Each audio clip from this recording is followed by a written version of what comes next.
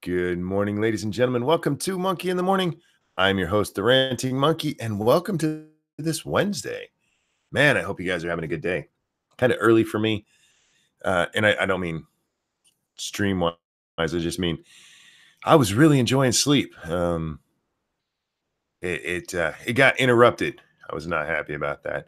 But since then, I've been up and checking out the internet. And sorry, I have to excuse that noise. There's apparently a whole somebody with a really bad car down there on the road needs to stop driving. Fuck off, man. I'm trying to record. Anyway, where was I get distracted early this time of day. Good time, best times as far. I've said before, I really wish this could be my regular time just because it is morning, and it is morning for so many of you out there across the United States. Did you see YouTube's tweet? Corey, I didn't. You want to tag me in that? I'm not sure which one you're talking about. We are going to talk about Boogie's tweet because that that was kind of silly to me. Before we get to that, the Steam sale started, you guys. And for the first year ever, I don't think I'm going to spend much money on the Steam sale. It was sad. I was excited. It's like, yay, Steam sale. And I went over there and it was like, it was just underwhelming, you guys. For Father's Day, I was given Steam cards because that's what I like to get. And I've been saving them. Waiting for the Steam sale. And then it came. I thought, what the fuck is this? And the day before it happened on the 24th, I read an article. It's like, it's probably coming tomorrow because they never tell us in advance. It's probably coming tomorrow. All the rumors say tomorrow. And then the article actually said, look, it's got to be a great sale this year because Epic, they just had their first sale. And with their exclusive games and everything, they're really pushing to become the platform. And they had a really good sale. And their sale was okay. Probably would have been a lot better if they had more titles, but it was a pretty decent sale. They're like, so Steam has to make a statement this year, and Steam's statement was pretty much, we don't care. Their new interface sucks. It sucks.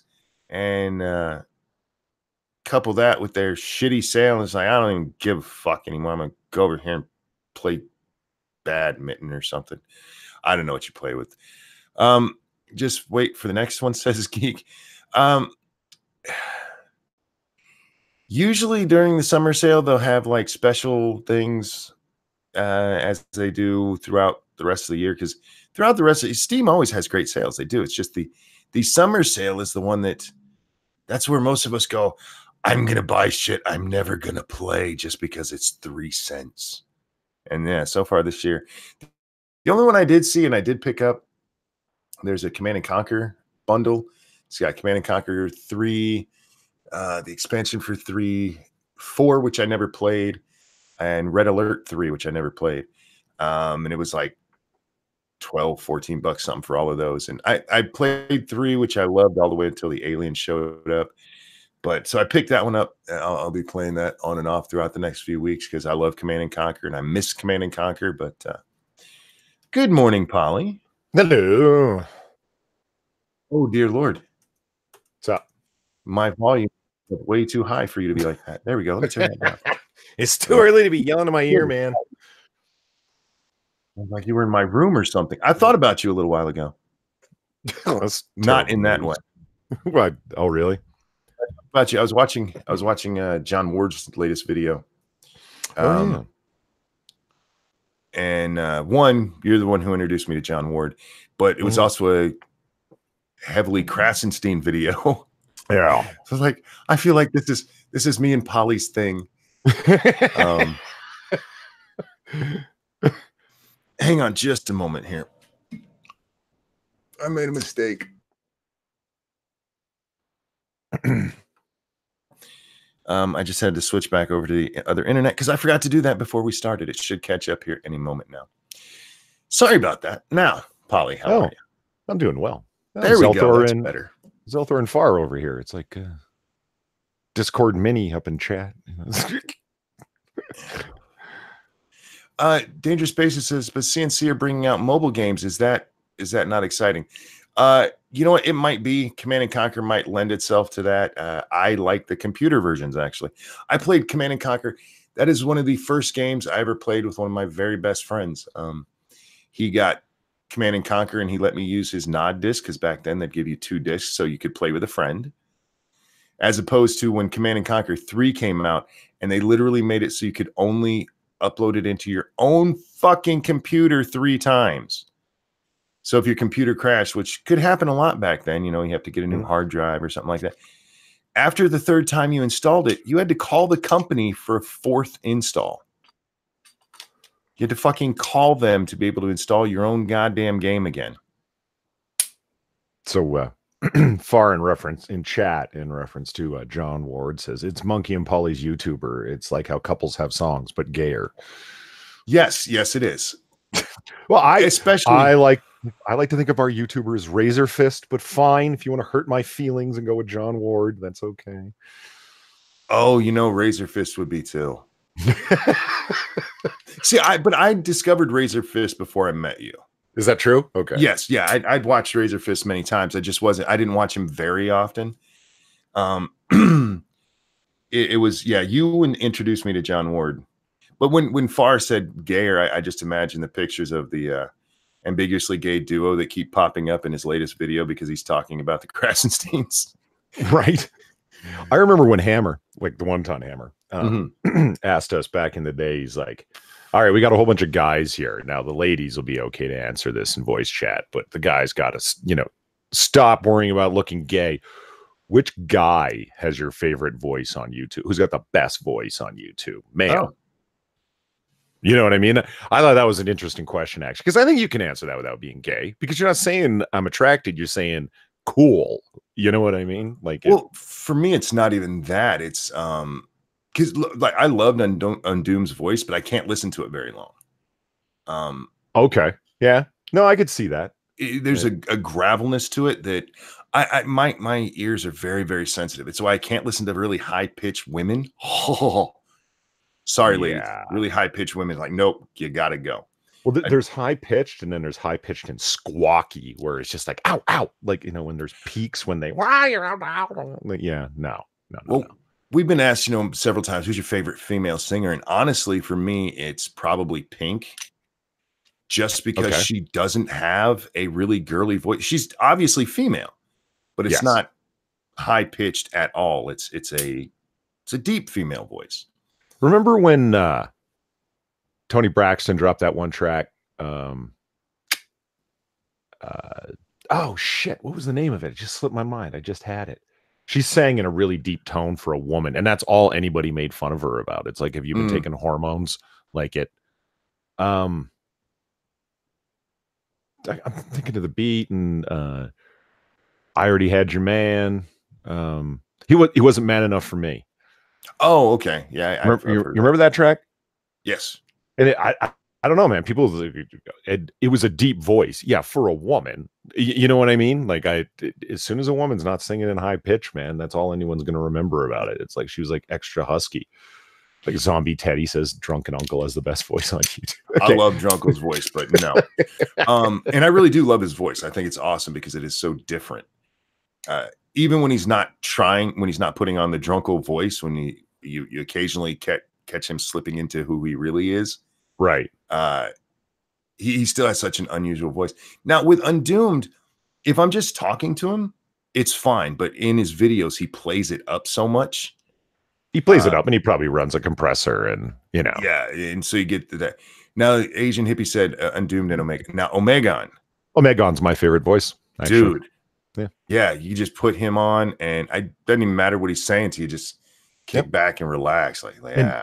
What kills me is that he you know, he'll be on like, you know, his videos, he puts damn near out one a day, and I'm subbed, and, you know, he's up on Breakfast with Bear sometimes and stuff, you know, and he'll be talking harsh, like, you know, cunt and this stupid twat and blah, blah, blah. And it's like, but with that voice of his, it's like, he's silk wrapping it. You know, it's his voice is the vocal equivalent of marijuana. It's just like, yeah. I want to, like, you know, throw him a few ducats, and it's like, can you do a, you know, A commercial for comic book curation, maybe. It is pure butter. Yeah, somebody says subtle buttery voice. No, it's just pure butter, man. That's butter with extra butter on it. And if that makes me gay, well then so be it. I don't care.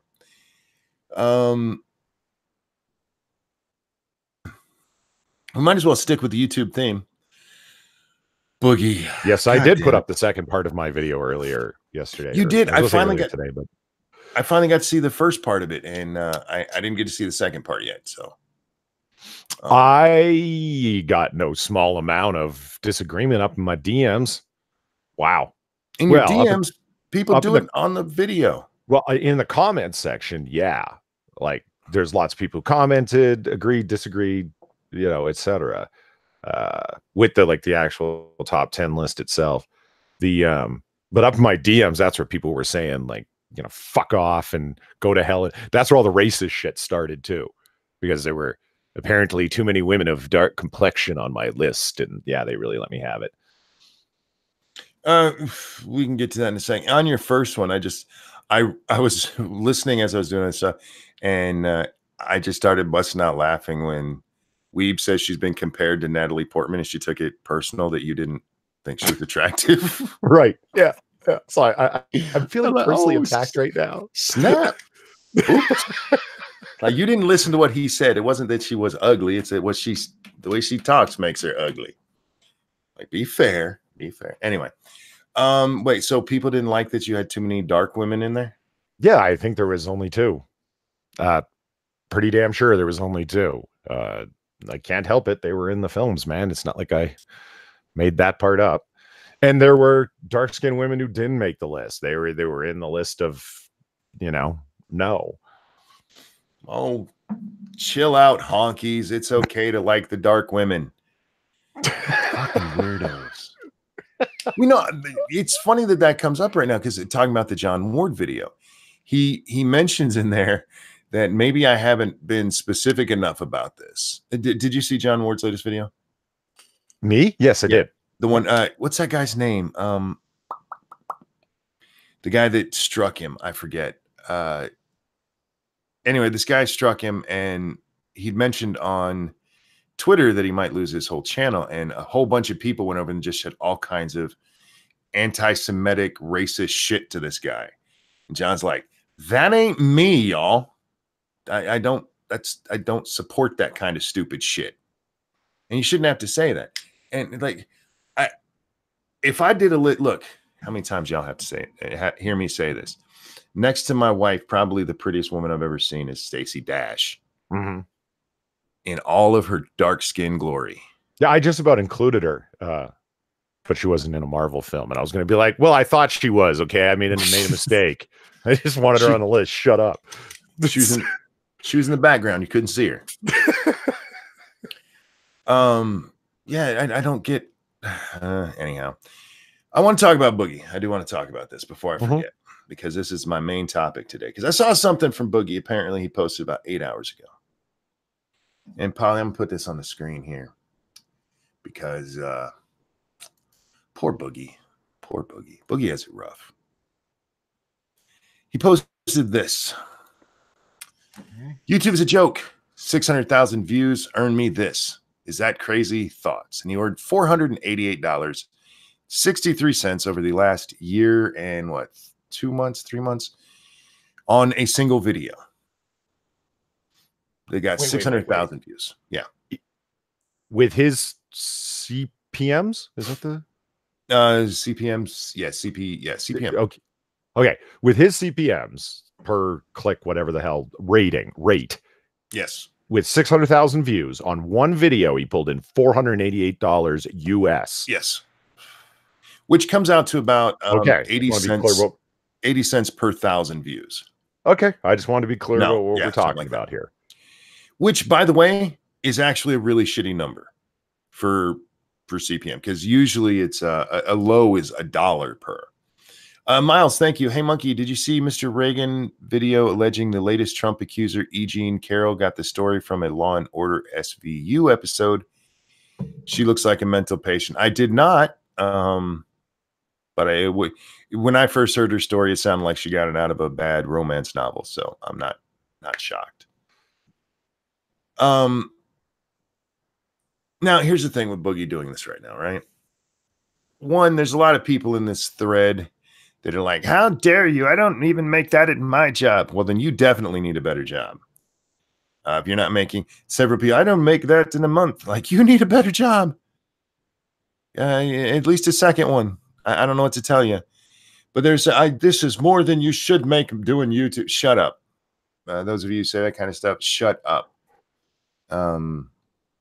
It is all about what the market would bear. And that's how we run our society. And you might go, well, this is what the market will bear for Boogie, except it's not.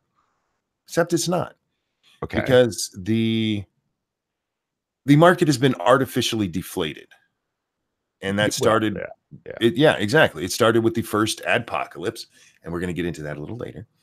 And so it has artificially been deflated over and over again, which is why those numbers are so low. Keemstar came in here in that same thread, and he goes, look, for that many, or for the number of views I get a month, he makes between wait, let me bring up Keem's exactly, because I want to make sure I'm not misquoting here and giving false numbers. Where was it? This one. Keem says some months I get 2K per mil, some I get 6K. It's always all over the place. So at 2K per, that number for Boogie would have been almost $1,000 ish, getting up there, you know. So he didn't quite make that. So the numbers go all over the place. It is, yeah. It just depends on what CPM you are, given what kinds of ads are being played on your video. But what struck me about him making this video right now, Eric Hammer, thank you so much. I make that much money in a day. You have a much better job than I do, sir. And congratulations. Is the timing of this. Okay. The timing of this, because the title of the video. Okay, here we go. It was just the beginning of this month. Mm-hmm. I believe it was the 5th, maybe, when a whole bunch of YouTubers got demonetized completely and can't reapply for monetization for a full fucking month. People like Tailed Feature. Tailed, of all fucking people, completely demonetized. Why? Because he made a video where he did a Nazi salute one time as a joke. Yes. Sorry, you don't get to make money anymore. Yeah, and Tailed has, like, you know, multiple talents, music, you know, like the whole thing, right? Anyway, it's just like sometimes really talented people get hit for like total fuckery reasons. Anyway, go on. You have many of these people who got hit. You have the whole Crowder situation, which was a joke in its fucking self.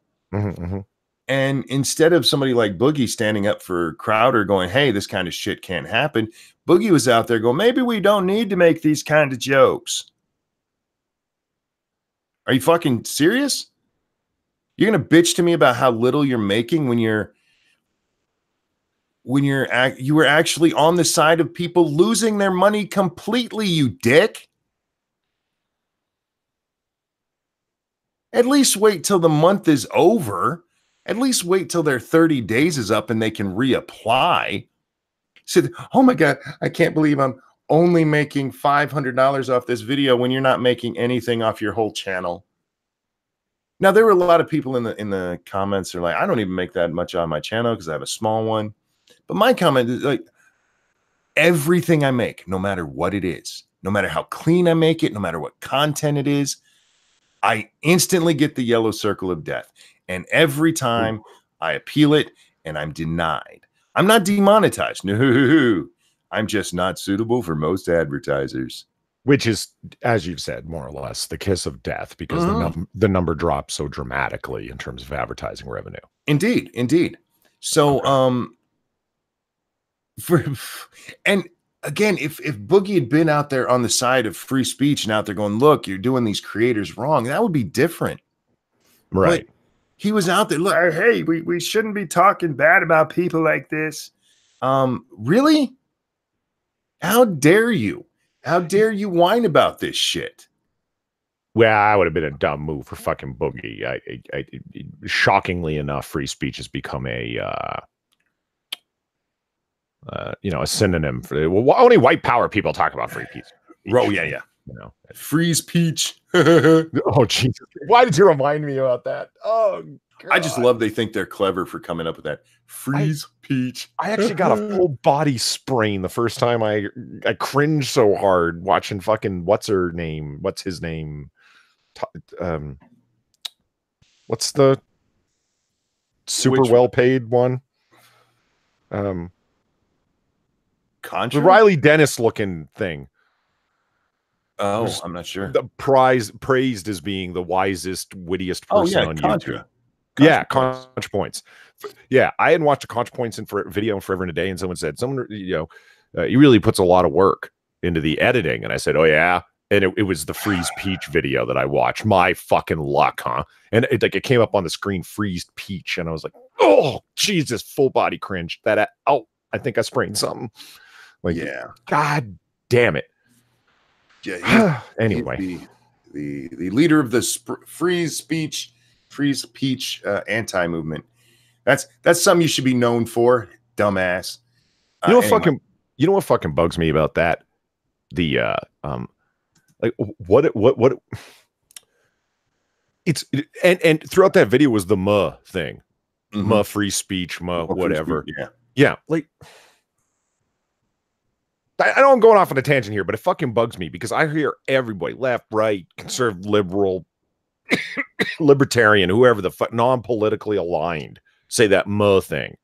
And it's that has become more diluted than Pepe the Frog. It means nothing because everybody says it all the time for anything that they don't like. It's like, I know, Trump, this, that.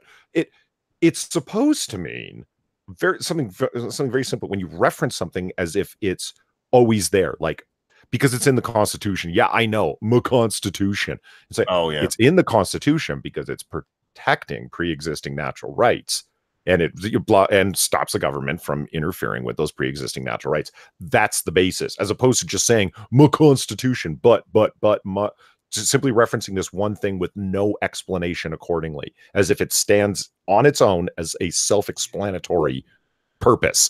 But it's like my free speech. Like, what do you mean my free speech? You're using it right now, you moron.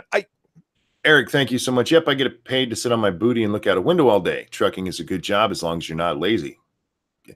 I've heard good things about trucking in terms of the pay, man. Actually, I've heard really good things. Depends on who you work for, whether you work for yourself, but yes, it definitely can be. And Jar Jar says, well, in Boogie's mind of defense, he's not wrong. His timing is shit, but look how quickly YouTube yellow circles those who fart the wrong way. He's not bitching about being yellow circled though. He's just bitching that his monetized videos aren't making enough. You want my hot take on this? I don't know. I remember it was only like, what was it, like a week ago? I was like, what does Boogie do again? Like, he's a game reviewer, right? And you guys are like, well, not sort of. He also does movies and stuff. I've always heard of Boogie, never watched Boogie. I've never subbed to him. As we've talked about many times, there's a fuck ton of content on YouTube and I can't watch it all, and I've never watched Boogie. I just heard about him. In any case, it's like, dude, you involve yourself in stuff. You put your life out there in a way I don't think anybody really should, unless you're an IRL real life streamer, meaning like your life literally is the content. If you're mainly like a game, pop culture, movie, whatever the fuck reviewer like Boogie apparently is, the fuck are you talking about your own life for, unless it's, hey, I went in for this, as I understand, stomach surgery because I got some really big health problems, break from videos, I'll be back. And everyone's like, hey man, keep your head up. Like, and then that's all good. Right. But hey, here's like, we're not your accountants, Boogie. What are you telling us about your money woes for? What does a man do, or whatever, a woman with good sense, a man who's got a grip on reality do in a situation like that? I'm not making enough money. It's time to either get a second job or figure out how to make this fucking puppy pay. Like, there's some way that I got to get money out of this fucking thing. You're not going to fucking get money by tweeting, whining, bitching, complaining, moaning, and belly aching about it with graphic evidence, like literally sending out graphs. Look how much I got paid. Isn't that terrible? Well, here's the thing. If you go to a Social Blade and you use this exact same CPM, he's making about $3,500 a month. Remember, this is just one video, so he's not hurting. I mean, right, $3,500 a month isn't. I don't know where he lives, so it might not be great. In my area, that would be fucking fantastic. I mean, I was just about to say, man, that's everything, isn't it? Downtown Los Angeles. Oh, so you're homeless. You're living in Maine. Right. Oh, so you're pretty well off. Like, you know, it's. But and that's only using the absolute minimum CPU here. My problem with all of this, though, it's not even. I don't give a fuck if he's whining about how much money he made. My problem is where he comes down every time this shit blows up on YouTube. Every time we have an adpocalypse, Boogie is always on the side of, well, you should be nicer, and then you wouldn't have these problems. And he has no sympathy for the people who are losing all their money. I mean, he might give lip service. I feel sorry for the people who are losing their money, but they should be nice. Because he always wants it to be about being nice. Look, Boogie, you're nice. How's that working out for you? How's it working out? Well, yeah. I mean, like Jar Jar Binks says, okay, I'm having a hard time trying to understand where the periods and commas go here. Sure, he will, Polly. He got you raging about it, like in the sense that he got us talking. I guess so, but I mean, if that's what you meant by that, Jar Jar, okay, we're talking, but I'm not subbing to him, and I'm not going to watch his videos now more than ever. And if anything, he's slowly, day by day, turning himself into a meme. Every time I hear Zelthor, I just saw him say, you know, people talk about Boogie way too much. Yeah, people are talking about him, not watching him. Look, you see what I'm saying? Like, this isn't translating into monetization. Like, he's not monetizing any of these things for himself. If his concern is money, none of these things you're doing are going to bring that about. Well, that's the thing. Look, either keep your nose out of this shit, because if he just kept his mouth shut all along, I would still be like, look, you kept your mouth shut. But he's gone even further than that. He's gone actually to the side that has led to all of this shit happening. Cryptic, thank you. Boogie2988 is a cuck. He is ATE. Thank you for the donation. Look, I'm not here to shit on Boogie, and I'm not a huge fan of his content. I'm still waiting for an answer why it's okay for him to be a complete stereotypical shithead using my birth name, and that's fine, but it's not okay to make fun of people for any other reason. Okay. Ebony Williams has a good question I myself want to know the answer to. Has Boogie always been like this? I mean, before the Anita thing at VidCon, was he always like this? What, a little fence sitter? Yeah, a fence sitter, a whiner, middle of the road. Well, Goot just called him a fence sitter. Yeah, absolutely.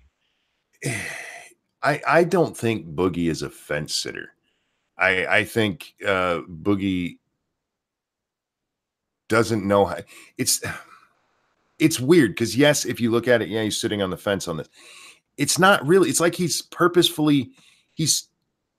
trying to sit on the fence and he keeps teetering.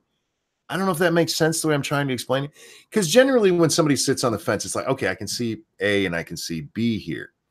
And Boogie's is always, I just don't want people to be mean to each other.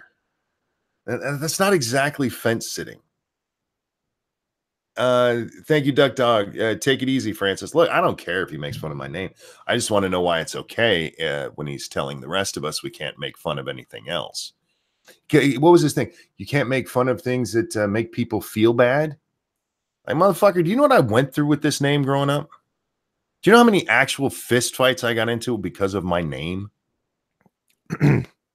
but yeah, Monkey, don't tell jokes about people. It might make them feel bad. Eat me, motherfucker. Passive aggressive, Brian. I think that's probably a really good way of saying it. Yeah, from what I'm hearing from people, it's why can't we all get along? And here's my problems with these people that aren't nice enough. Yeah, Brian, that sounds very passive aggressive. Well said. That's what it seems. Yeah, more than fence sitting, that's what it seems to be to me. And he's come down every time on the side of, well, we don't really need free speech. He doesn't say that. But that's what he's coming down to saying. It's we free speech. I mean, that can make people feel bad. So we shouldn't make people feel bad ever. And I love the timing of this. I really did.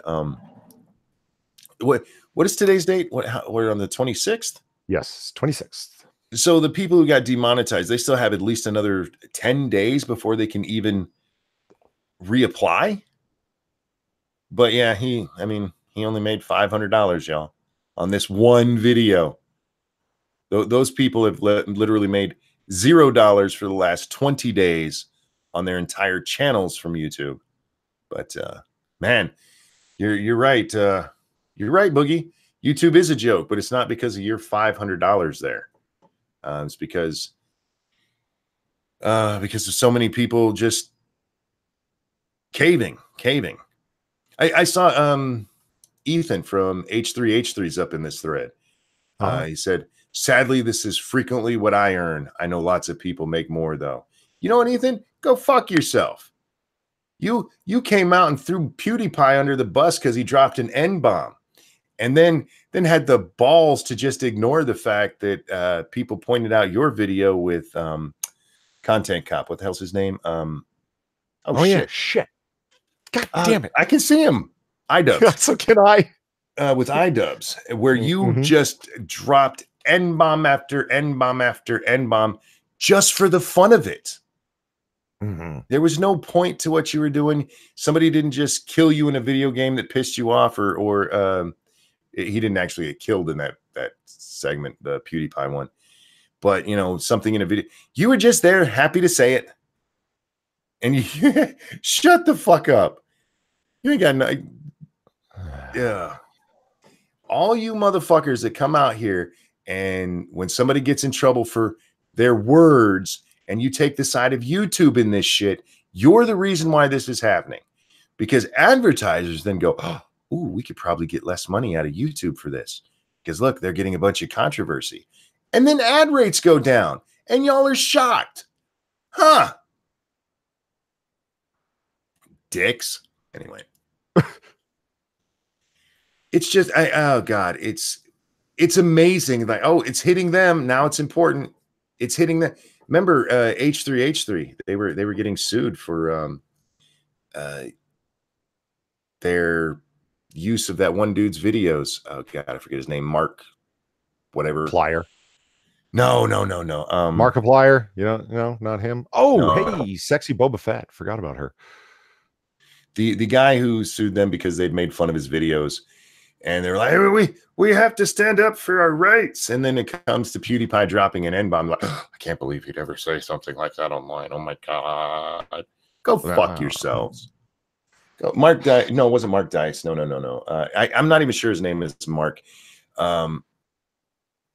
Somebody in chat. Somebody here had to. Yeah, it was copyright. Gutenberg. What the hell was that all over? I forget.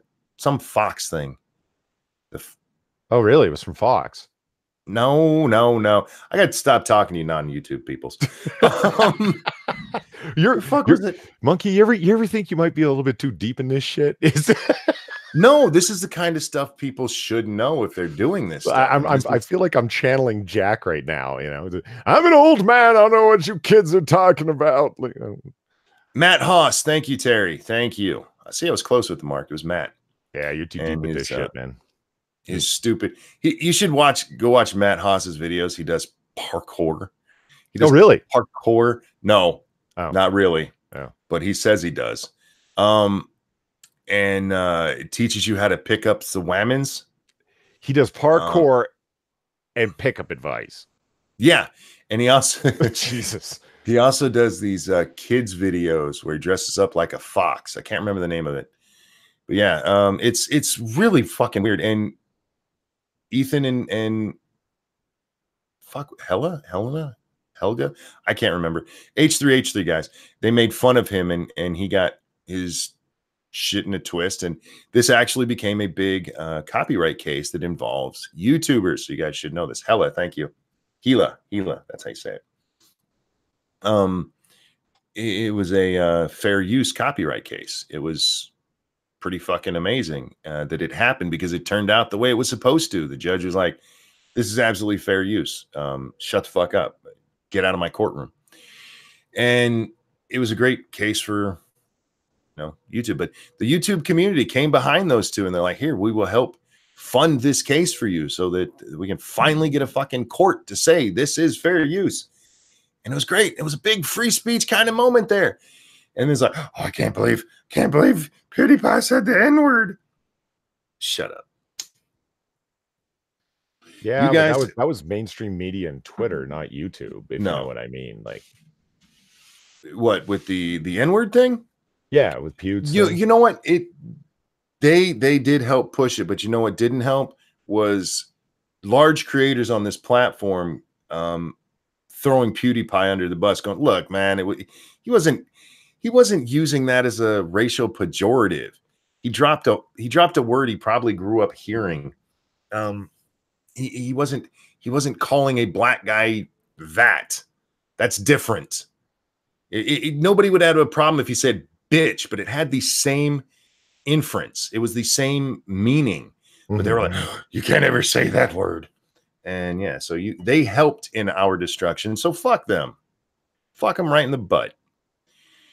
And Boogie, dude, maybe, just maybe, wait at least another 10 days before you start whining about how little you're making when so many people got demonetized for jokes. Don't get any money at all. Or there's those of us who don't get any money at all anyway because we're not technically demonetized. We're just following that yellow brick road. I don't think this is a fair characterization of the situation at the time. What I'm saying? Yeah. Being in the middle of it, I probably misconstrued it. Anyhow, but by all means, Zelthor, tell me where I got it wrong. I'll be happy to entertain your thoughts there.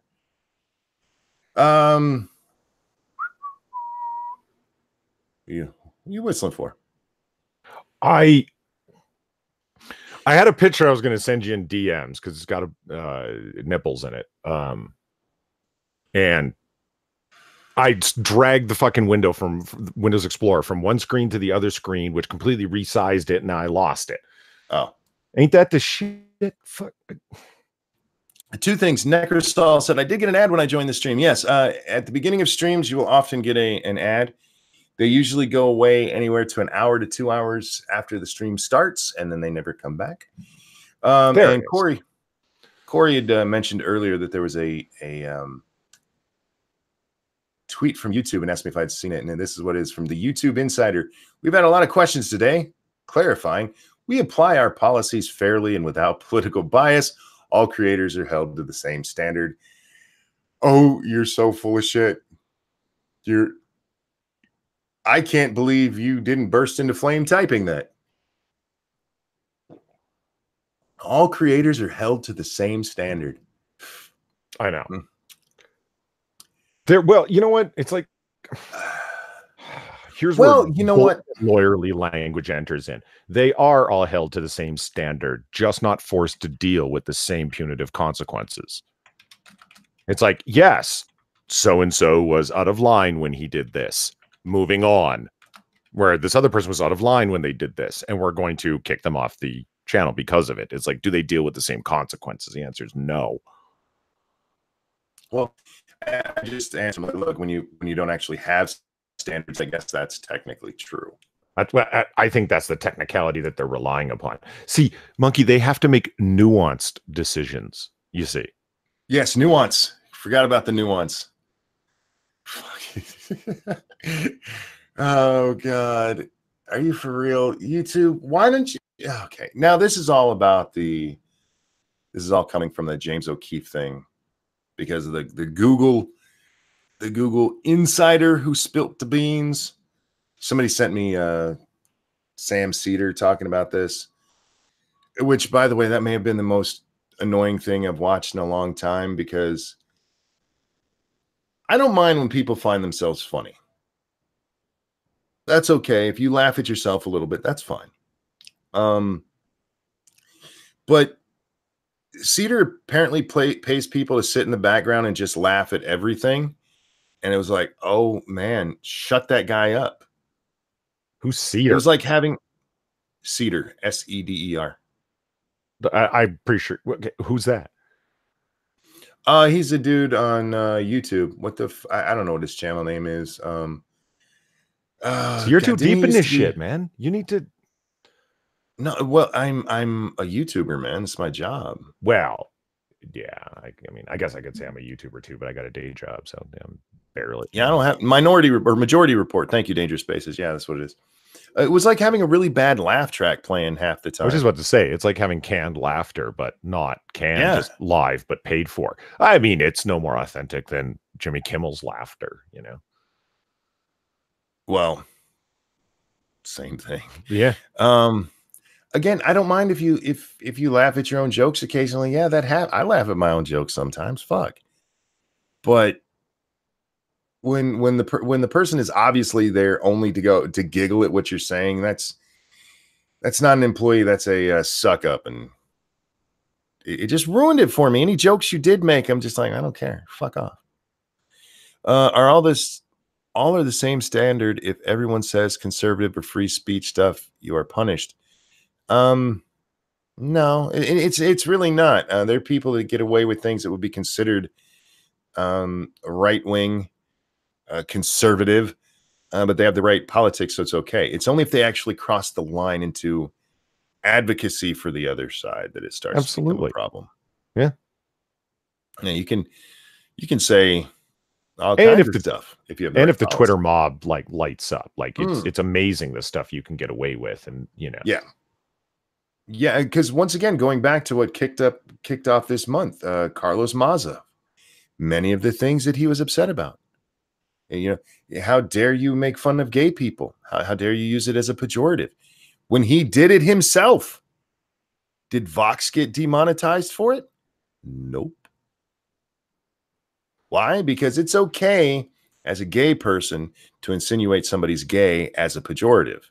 Right. Which he did to Steven Crowder repeatedly. Mm-hmm. But that's okay because, we know why. Because one will, I mean, the answer is like, I don't know. You're approaching it like on a, and I get why, and I agree with you, and I take the same approach myself. So what's the basis for you saying this? Like, what standard are you using here? You're going forward with what principle? You can't, this is contradictory. I hear you, but their standard is really, when's it okay? When no outrage mob is going to come after you, it's okay. So that's either by the angry few are not going to get angry because you yourself are gay, or they didn't notice. Polly, there's a much easier way of saying that. It's nuanced. It's fucking nuanced. All right, I'm tired of YouTube. David Hogg says he's been the target of assassination 7 times. Not 7 threats, times. But actual assassination. Assassination attempts. Sure. David Hogg, a survivor of Parkland school shooting rampage and fierce gun critic, said that he has been the target of 7 assassination attempts in the past year. Yeah, I don't believe you. Where's the evidence? Did you call the cops? I don't know. This is let's see if the original story, because this is from the Post, and they're quoting or it's from the Times. They're quoting the Post.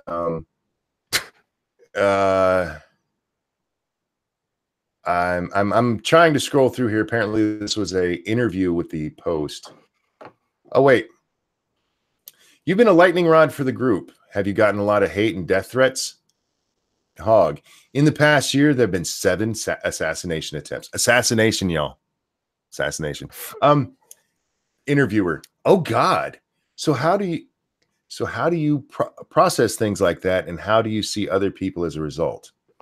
Gee, okay, you are not fit for purpose as a journalist. Go away. You should be fired. That was oh my God. And then oh God. Oh my Lord. Did your blankie help you feel better afterwards? You didn't ask when the fuck, who the fuck, where? Did you call the cops? Jesus Christ, this is insane. Because if someone tried to kill David Hogg, I would think that's insane. What the fuck? Who the fuck did that interview? What the fuck is wrong with you? You call yourself an interviewer? Get fucked. Who do you work for? TMZ? Trying to find the most dramatic thing to say about people's feelings? What the motherfucking... This is in the Washington Post. You are not fit for your job. You are incredibly incompetent, as evidenced by that next question. And your response. Oh my God, I wish I wore my pearls today. I would clutch them. Here's his answer.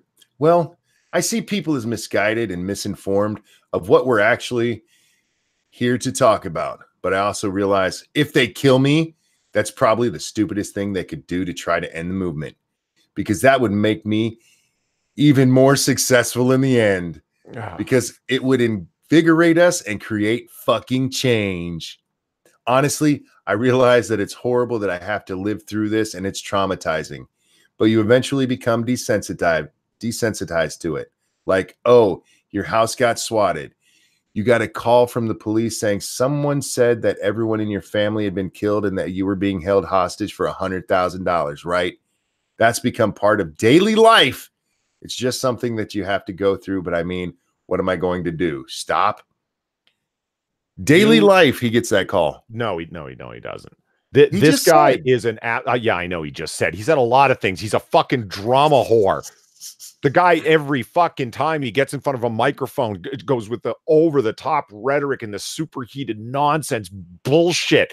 He sounds like an angry fucking 15-year-old temper tantrum about every fucking thing.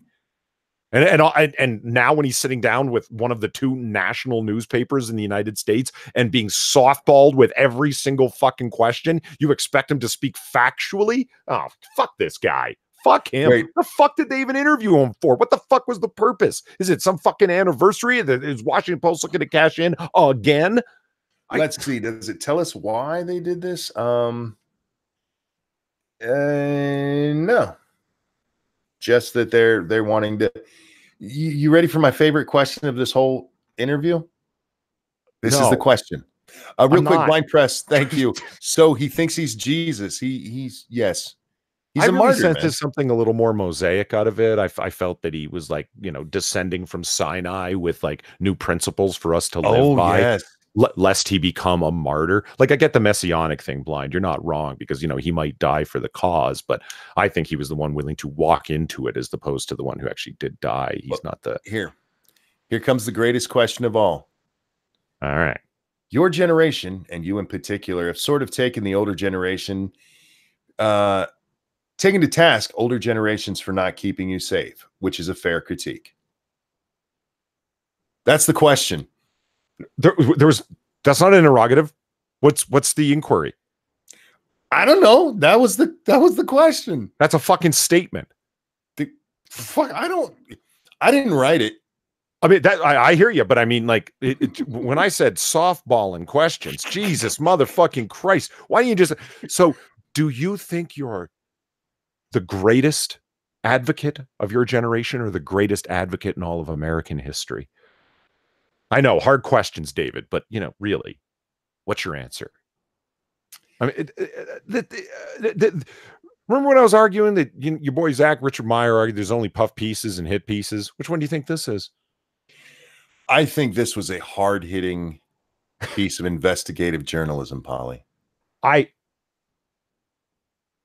feel like I know David more than I ever did before. Yeah, you know what? That's interesting that you said it in that way. Like I said, I've just been reading Bret Easton Ellis's newest book. Finally got around to reading it, right? And he talks a lot about magazine profiles.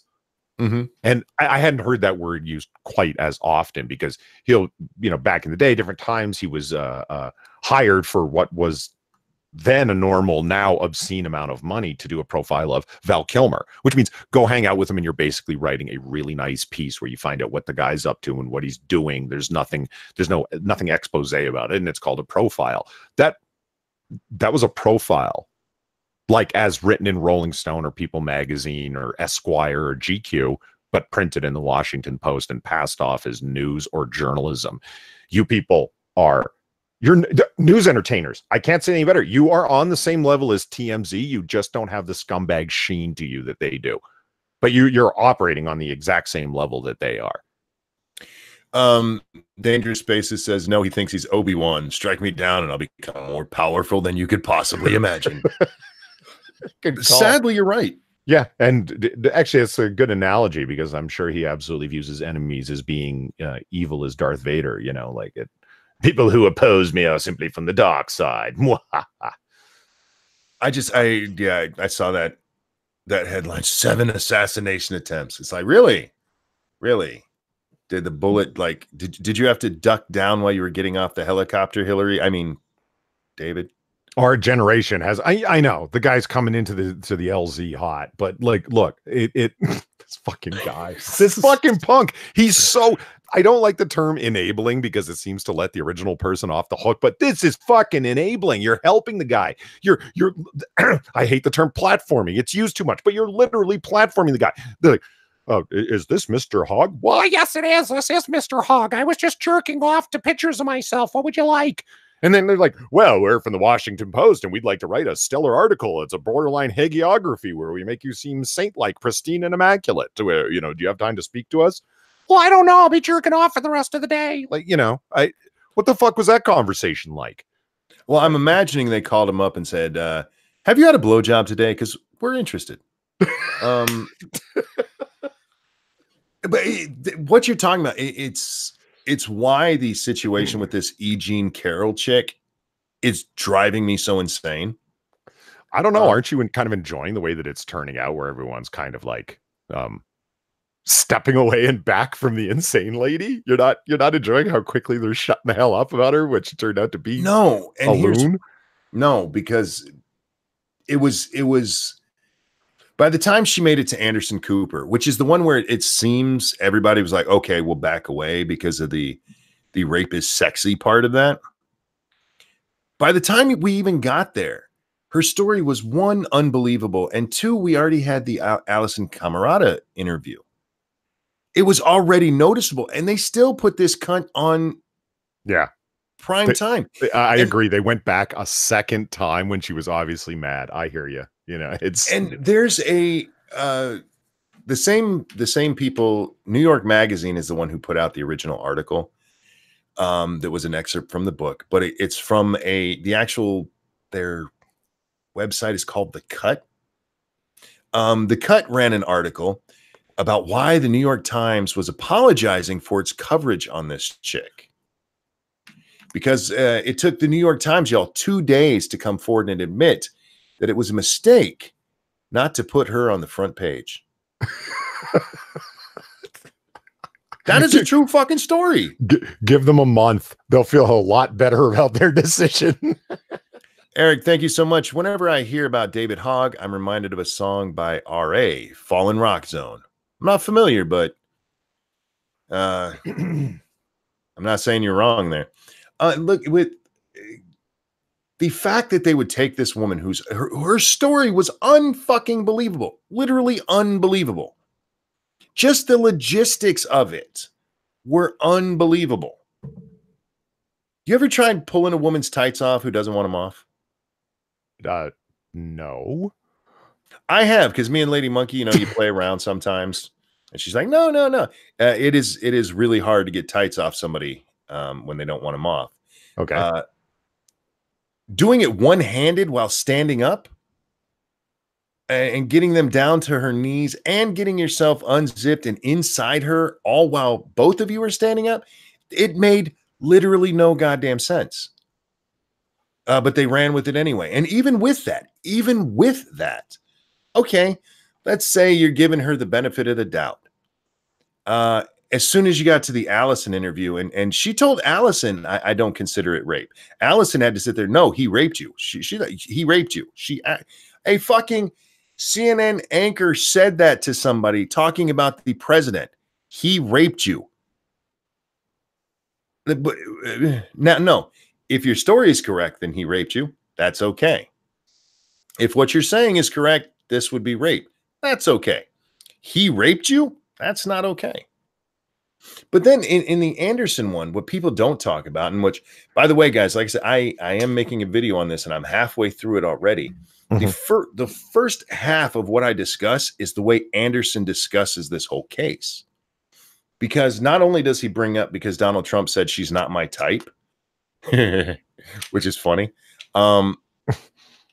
Anderson completely ignores the fact that Donald Trump had issued a denial immediately. He was asked about it while getting onto Marine One that day.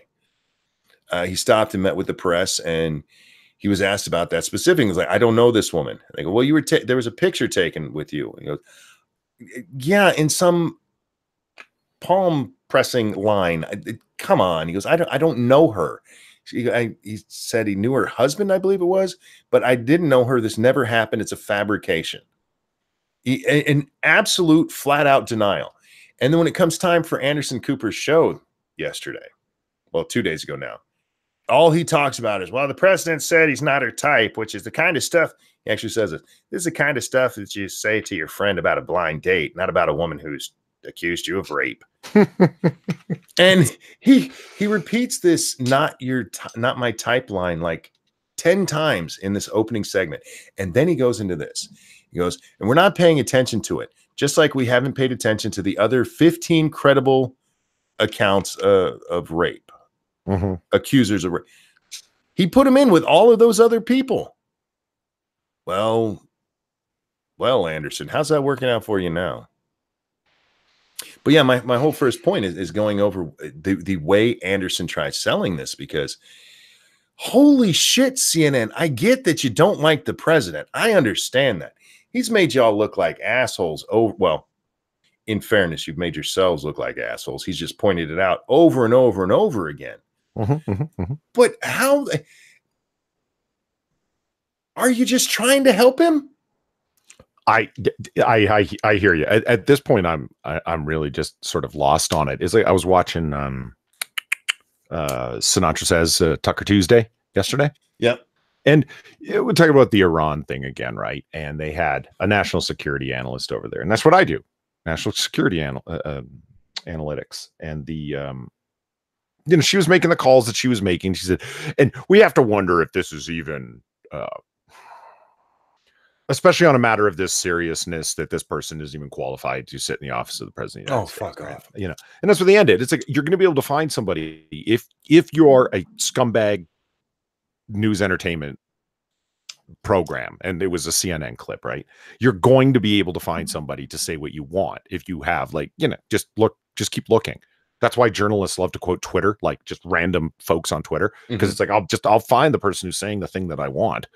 And bang, there it is. And so on Twitter said that random fucktard, blah, blah, blah, blah, blah, said that, and then Sinatra cuts in, he goes, come on. It doesn't matter what Trump said. It doesn't matter if he agreed to the bombing. It would have been, oh my God, the guy wants World War III. If he didn't agree to the bombing, pulled it off. Oh, well, he's a coward and launched, projected military force, but then pulled it back. If he didn't even set up to project military force, it's like, oh, I see. So Obama's trying to do the will of Iran now. Vladimir Putin must have told him not to do anything. And I'm sitting there thinking, like, he's right. Unfortunately, I hear this far too little.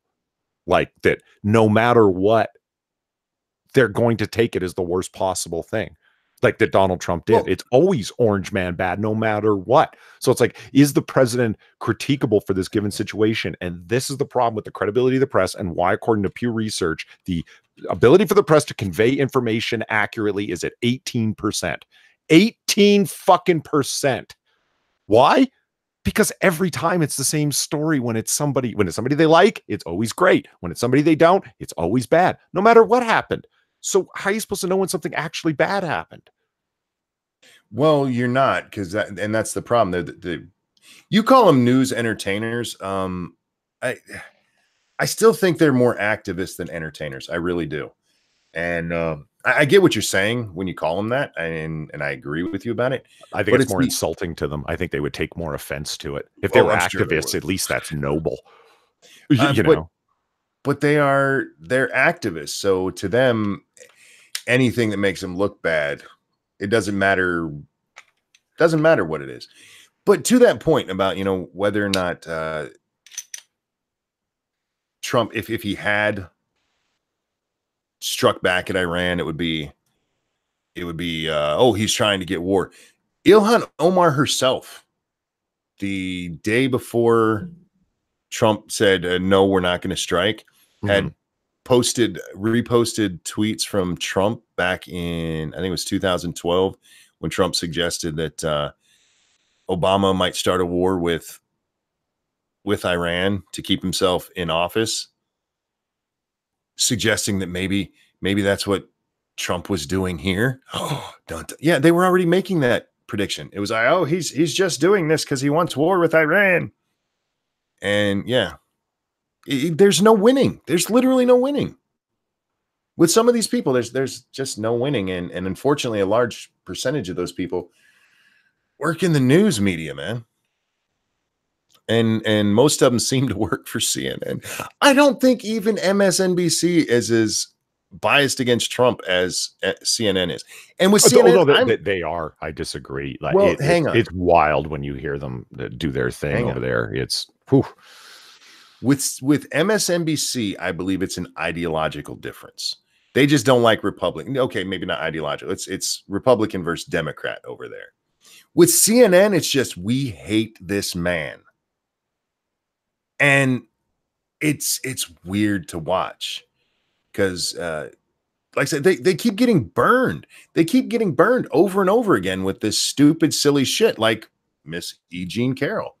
And you know, Polly, it is good to see everybody pull back from this. And even though this was a huge story, just 2 days ago, now it's not even like on Twitter anywhere. It's like been buried, been brushed off. Shh, don't let that happen. Yeah. But the fact that she even made it to CNN prime time at that point when she did, that was fucking outrageous. You're taking advantage of an insane person here because you don't like Trump because he's insulted you guys rightfully several times. Brian says, I haven't watched cable or network news for about a year. I don't watch them very often. Most of what I follow most of them on Twitter is where I end up seeing CNN entertainers. Which oddly, Jim Acosta's been quiet lately. I wonder He's how on his a book tour, tour's man. going. What do you expect? I wonder how that's going. Last I saw, he was at his book signing where he was the only one there. Poor bastard. I hope he bought several copies. Enemy of the people. Talk about somebody who's trying to put themselves up as a martyr, huh? Jesus Christ, that guy. Keenan says, Monkey, any thoughts on Mueller agreeing to testify before Congress? I'm not surprised. He's agreed to go talk to him. He hasn't agreed to say anything. Look, when he gave his press conference, he didn't say he'd never talk to anyone. He said he'd just talk about what he's already reported. Yeah, well, and he did very strongly intimate that, like, this should be the end of it. Our word should be found in the report, i.e., I don't really know what I'd have to say other than directly read from the report. So don't call me to testify is the very strong intimation there. That's what I took from it anyway. Indeed, but once he's called, I mean, go up there and tell them what they want to hear. Well, not what they want to hear, but like, that's on page 15. That's on page 40. Yeah. I mean, I've watched enough congressional testimony and seen enough of the way mainstream media reports on things. Here's my call on what's going to happen. So he's going to go up there, he's going to testify, right? It's going to be touted as, but coming up to it, on the run up to it, it's like, and what will be revealed, as if it wasn't all already covered, right? It'll be CNN will actually have the timer and breaking news on their screen at all times, the countdown to Mueller revelations. What didn't he put in the report? Secret cut stuff. That's the way they're going to push it. He's actually going to talk. He's going to say a whole bunch of things. It's not really going to help the Democrats. Democrats are going to walk away crestfallen from it because they're not going to find it. But there's going to be a number of grandstanding moments that'll get repeated again and again. And whatever little one line it is that ends up getting focused in on will be repeated ad nauseum over the next 3 days by Washington Post, New York Times, MSNBC, ABC, CBS, CNN. And it'll be some line where it's like, obstruction is something that you could certainly pursue if you want. And they're going to go, see, Mueller's telling us, impeach. And they're just going to, like they did with the Mueller report itself. They'll just take something out of it and repeat it on the chyron over and over again and say, this is what it means. And, turn to their panel of six-figure paid experts to tell them what they want to hear. I think it'll turn out to be much like everything else that's happened so far, which is exactly what you described there. I mean, we have a big run up and then it's like, oh, nothing. Big run up. Oh, no. Remember Hope Hicks going up there to testify? That was going to be a big thing. Yeah. and then it just kind of went away. You see what I mean by news entertainers? I think they Yeah. are ideologically driven. I think there are a number of activists there, but ultimately what they're doing is a performance. It's a performative thing that they're doing. So it's hype, hype, hype, hype, hype. And then when it falls, and like you would think that there would be egg on your face. Yes, if it wasn't a performative entertainment industry. Performative entertainment industry, you come back the next night and try and sing better on Broadway. And that's what they're doing. You pretend that the last one didn't happen. That reviewer just had it out for me. I'm going to come back and do it again. As opposed to what a journalist would do, which is a retraction. We need to not do that again and re-examine our editorial process. Oh, how many people do we have watching right now? 179. 179 people. Tonight are the debates, guys. And on Lords of the Night, we're going to be covering them. We're going to cover them. But we have one of two ways we can do it. We can either do it with just me, Scribe, and Satsu giving our commentary as we go along, or Sinatra's been nice enough to offer to stream through my channel for me, because he can do a lot of shit that I can't, to where we would actually watch the debate while we do this along with the audience. So give me a 1 for just me, Satsu, and Scribe with no video, or 2 for taking Sinatra up on his offer, because I'm really torn on it. I am. I see the benefits of doing it both ways. So 1 or 2, guys. 1 for the normal 3, 2 for Sinatra and video.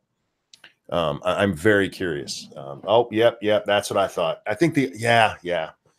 All right, I'll try to find a way to make it work, because the only thing we have to do is figure out how we're going to be able to talk over it, because it's not like we can pause every 2 seconds, because then you end up missing stuff. No, you can't pause it, but at the very least, tell Sinatra to take advantage of the built-in native audio ducking functions in OBS. So the volume goes down when you say stuff. So you don't have to manually do it, you know? Yeah, we talked about that. He's gonna be taking care of that. Sweet. I say, I mean, obviously you're getting 2s, and I put in a 2 myself. I say go ahead and do it on that, because it's novel and fun and interesting, and why not? You know, like, what the hell? What's the worst thing that could happen? It totally doesn't work and the stream crashes. Oh well, it's happened before. You'll live. A couple of people said, "What about copyright strikes?" We had some issues with people who got copyright strikes on their video or after doing the town hall debates, but as far as I know, all of those got removed. It can happen. I'm not that concerned about that part of it. C-SPAN, that is fair use. I don't know if C-SPAN's covering.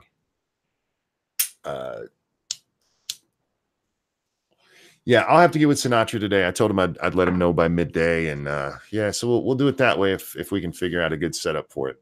So I'll make sure that that's a good excuse to start at 11 p.m. Eastern for comic book curation. There's the link to my channel. You'll find it over there.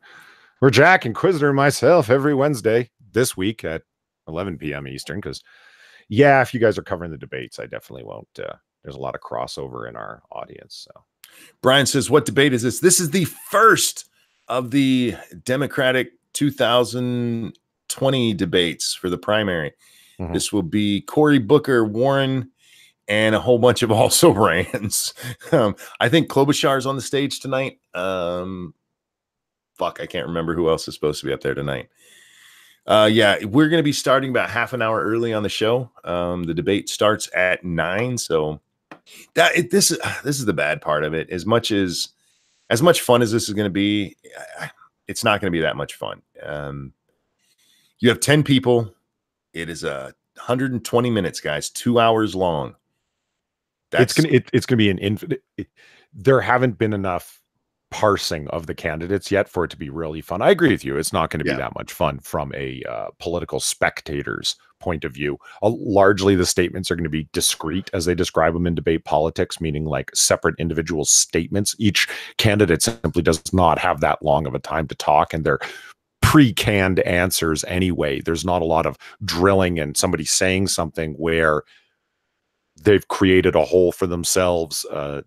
You know, Biden hasn't had a chance to gaff himself into any holes yet. That's what I'm really looking forward to. That's going to be fun. Dangerous Spaces says, I have to get with Sinatra today. Does that mean something different in America? Because here in Australia, that has a very sexual meaning to it. I don't know if it's supposed to, but it does now. We've finally started seeing some jabs being thrown between the Democrats.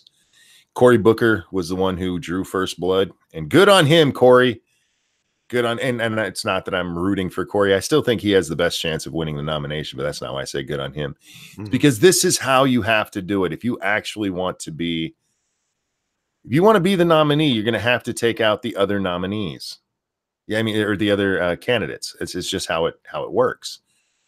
You can only get so far by repeating the same talking points that they are. At some point, you have to differentiate yourself. And no matter what people say about dirty politics and how they don't like it when things turn dirty, it sure does bring them out to vote. I noticed that very early on in my young life when I first started, paying attention to politics. It's like nobody likes dirty politics. I'm like, well, then how come everybody's voting for the guy being the asshole? Zombie Teddy asks how many Republicans are running at this point. Well, the assumed nominee is the incumbent, usually is Donald Trump, but that doesn't necessarily mean he'll get it. Odds are very, very, very good that he's going to get it again from the RNC. But if he doesn't, they'll convention and nominate a new one, candidate. There's a second guy running. I forget his name, but nobody's going to pay attention to him. Yeah, exactly. Like right now, the assumed one, and it might not happen. It's certainly happened before, where incumbents haven't received the nomination of the party. Usually, it ends up being when the party conventions, it just ends up being a big rally because the acceptance of the nomination speech. I gladly accept your nomination to be the candidate. The Republicans are going to be boring to watch. We talked about the Trump slump yesterday, and this is going to be part of it. Is that we're moving into the Democratic primary, and nobody's really. I know, like I said, there is somebody who threw their hat in against Trump, but he's got no chance in hell.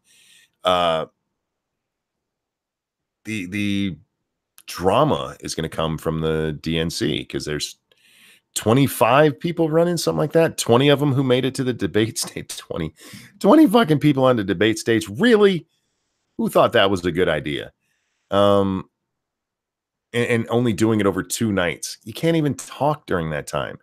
You get an open. Let's say if each of them gets an opening statement and a closing statement at a minute each, that takes off 20 minutes of the hour and 20 minutes, leaving us 100 minutes. And then you have whatever time it takes the moderator to ask their question. Each person is going to get to speak for less than 10 minutes, answering questions. That is pathetic. That's not even worth having. The Democrats are very divided. Not yet. I get what you're going for there. But right now they are united in their hatred of Trump, and that's going to carry them for a little while. We're starting to see the separation because you definitely have the Bernie wing versus the establishment wing. And you have Warren trying to out Bernie. You have Biden, Harris, and Booker vying for the corporate sponsorships. It'll be interesting once we get down to the people who actually have a chance in hell of winning. My candidate, the person I really want to see win, O'Rourke. I don't think he's going to do too well, unfortunately. Beto, how you doing, man? O'Rourke is like gold in a bucket. I would love to see him run against Donald Trump. I think that would be so happy. So happy I've been able to make up your past 2 days. I'm happy you've been able to be here. I've been doing them later because I've had to go to sleep, man. Last night, man. Whew, I was tired again. I don't know what's wrong with me. I do think I need to go get my head checked out. Harris is going more for the Bernie wing. Harris is trying to ride the line right now. She hasn't accepted or embraced full-on socialistic ideas the way that Bernie and Warren are. She's promised to give out a little bit of money, but fuck Warren, man. She's pretty much promised to give you the world if you vote for her. Yeah. What time does it start? 9 p.m. Eastern tonight is the debates. We're going to be starting about 8:30 on Lords of the Night, though. I wanted Hillary to run again. She fueled months of entertaining YouTube and Twitter discussions. It was awesome. Hillary, she was a car wreck. That was the only reason I enjoyed watching her. I think this one's going to be a lot more fun. You don't have an actual DNC-backed candidate yet. They haven't actually backed Biden yet. They're waiting to see what happens. You did see corporate Democrats come out for him. He raised quite a bit of money there. You won't see the real money flow until one of those guys takes the lead for sure. Sure. And then it's all over. Then it's all over because that will be your candidate. Where in the hell's Hillary been? She's been out on the speaking circuit with Bill, making no money. Hey. Come on. The money to the Clinton Foundation dried up for completely unrelated reasons to her not winning. It was always a charity. It was one of the world's most respected charities. It wasn't pay-for-play politics. It wasn't a money laundering operation. It just happened to dry up because, I don't know, 87% of their funding disappeared when she lost. That's not proof it was pay-for-play. No. Coincidence. Hundreds and thousands of extremely wealthy people around the world all simultaneously decided to give to other charities. That's all. It was coincidence. Why call a debate when what is said will not matter or make a difference? It's just the term we use. It's not technically a debate. Is it technically a debate? It's an informal debate. Yes. Oh, sure. Yes. It's a glorified town hall with 10 people up there. Oh, no, hey, don't use that word. It's not a town hall. It's a glorified town hall, Polly. You would actually find town hall is a wonderful American tradition, and I agree. Bastardized it in the modern era. It's yes, they have. And by the way, you can thank Bill Clinton for that. You'd find out more about these candidates watching the town halls that CNN did, sucking up to them, than you're going to find out from these debates. That's only because there was more chance for the candidate to give their stump speeches during those. Answer questions. What was the one? I forget who it was. I think it was Harris's, where they found out, oops, CNN had stacked the audience with members of the DNC. Yeah. High-ranking members of the Democratic National Committee. Those were the people that were asking the hard-hitting, completely off-the-cuff questions. I am somebody who's a little bit of you got to accept your biases, right? Mm-hmm. And if you can't look at yourself and say I have biases, well, then you're a fucking liar. For me, I'm a little bit of an idealist when it comes to the origins of America. Very, very high-minded ideas. Big things are going on. And the town hall was an institution. It was outlawed by the British. That is why in the Bill of Rights, freedom of association and freedom of gathering in groups is enshrined there, because the British outlawed it. Because a whole bunch of people would get together at their town halls and discuss, are these taxes unjust? We have no right to make these decisions. Wait a minute. British Parliament just made it illegal for us to try men of the crown, people that were appointed by His Majesty, for any crime because we can't be trusted to try them. Like, what the hell? What are we? We're not freeborn Englishmen anymore. And yeah, the British put a stop to that shit. You guys can't gather in these groups anymore in your town halls. This is illegal now. That's what a strong American tradition is. That's what it's about. The leader getting forth in front of the people and being asked unscripted questions and having to directly answer. It's question session in Parliament amongst the people. The thing that the colonists were never allowed to do. So they did it themselves. And now a bunch of DNC people who are all six-figure motherfuckers from a multi-billion-dollar media company televising the whole thing, asking people canned questions to give canned, practiced, polished, focus group tested responses. And they have the nerve to call this a town hall. You seem hot under the collar about that. Real quick, guys, it's a wonderful time to remind you that we are brought to you by you. You can hit the like button, share, or donate in some way. That would be awesome. Also, don't forget to support Polly. He has a channel where you can watch the videos he started making. Well done on you, sir. And his streams every Wednesday night, including tonight. Yeah, absolutely. 11 p.m. Eastern time, guys. Well, usually it's 10, but we're not going to interfere with your live stream, especially since Sinatra will be there. PZ says, you make us Brits sound like the baddies. Right. Huh. What's the comedy duo? Are we the baddies, the two Nazis, the British comedy group? Oh, I don't know them. Oh, you've never... Oh, dude, someone in chat's going to know it. It's a legendary comedy duo from Britain, and it's two Nazis talking, two SS soldiers talking, and or officers talking, and one walks up to the other one and says, are we the baddies? He's like, no, we're not the baddies. What do you mean? He goes, we actually have skulls on our caps, though. Skulls. Are you I sure think I have we're not seen the that. baddies? Like, it's Mitchell and Webb. Mitchell, thank you. If you even remotely like British comedy or comedy in general, yeah, look up that Mitchell and Webb, Are We the Baddies clip. It is fucking gold. It's thank you, Johnny Hellcat, who says, my name is Johnny Hellcat, and I approve this message.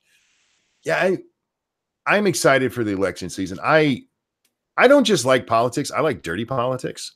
And I'm the only person I know who admits that shit. It's true. I mean, everybody votes that way, but I'm the only one I know who goes, yeah, bring it. Go for blood. That's what I'm looking for. And that used to be something I liked about American politics, is you'd have these people who would just fucking destroy each other, especially if you had like a senator running against an incumbent president. And then when it was over, they went back to work, But now they hold grudges, horrible grudges. And it's like, Jesus Christ, you guys need to settle down. But I still love it. I like the sport of it. I like the gamesmanship of it. I like seeing what Cory Booker did with the whole Biden liking segregationist stuff was fucking brilliant. Fucking brilliant. Because I've said from the beginning, it's going to be very hard for a white man to run as the DNC candidate. They've just spent too much. Go ahead. I'm sorry. For them now, as much weight as they've put on it. Yeah, I absolutely. Yeah. I mean, it'll be hard because the progressive, the liberal progressive wing of the Democratic Party is going to make it hard on them. And the media people have stacked themselves with so many liberal progressive activists. It'll make it rough. Well, there's only... The only way that happens is if everybody ignores all of the identitarian shit over the last 10 years. That's the only way it can happen. And everybody had been. Excuse me. Every so often we got a question. I know Beto got asked it. I know Buttigieg did. That moron Swalwell got asked it. Swalwell's answer to why should a white man be running was just funny as shit. Because his answer was, well, if they're not a good ally, then they shouldn't be. I'm paraphrasing, but that's what he said. However, am down with the Negroes. Yeah, I mean, that guy has cornered himself so badly. Ebony Williams asks, I came back to skulls. What is this in relation to? I am no expert on the uniforms of World War II. Some people get absolutely deep with their nerdery of it, and I can respect the detail of their knowledge. But I believe it was the SS inside of the Nazis who then took over the German army and the specific elite group of officers. The SS, their caps, their military caps, actually had a skull and crossbones in the center of it. Why? Who knows? Jesus Christ, that's menacing. And I think that was kind of the point. I'm sure there's somebody who knows more about Nazi or German history than I do that could explain their particular reasoning, but fucking hell. Yeah. But yeah, it's the only way that a white guy gets to be the presidential nominee for the DNC is if they ignore identitarian politics over the last at least 10 years. And so far they had been for Biden. Nobody was pushing anything at him. And then Corey's like, segregationist. And it became a big story. And he had to answer it. And it actually took him down a peg. Plus, you have Biden out there who's just running around. Tell me what you want me to think.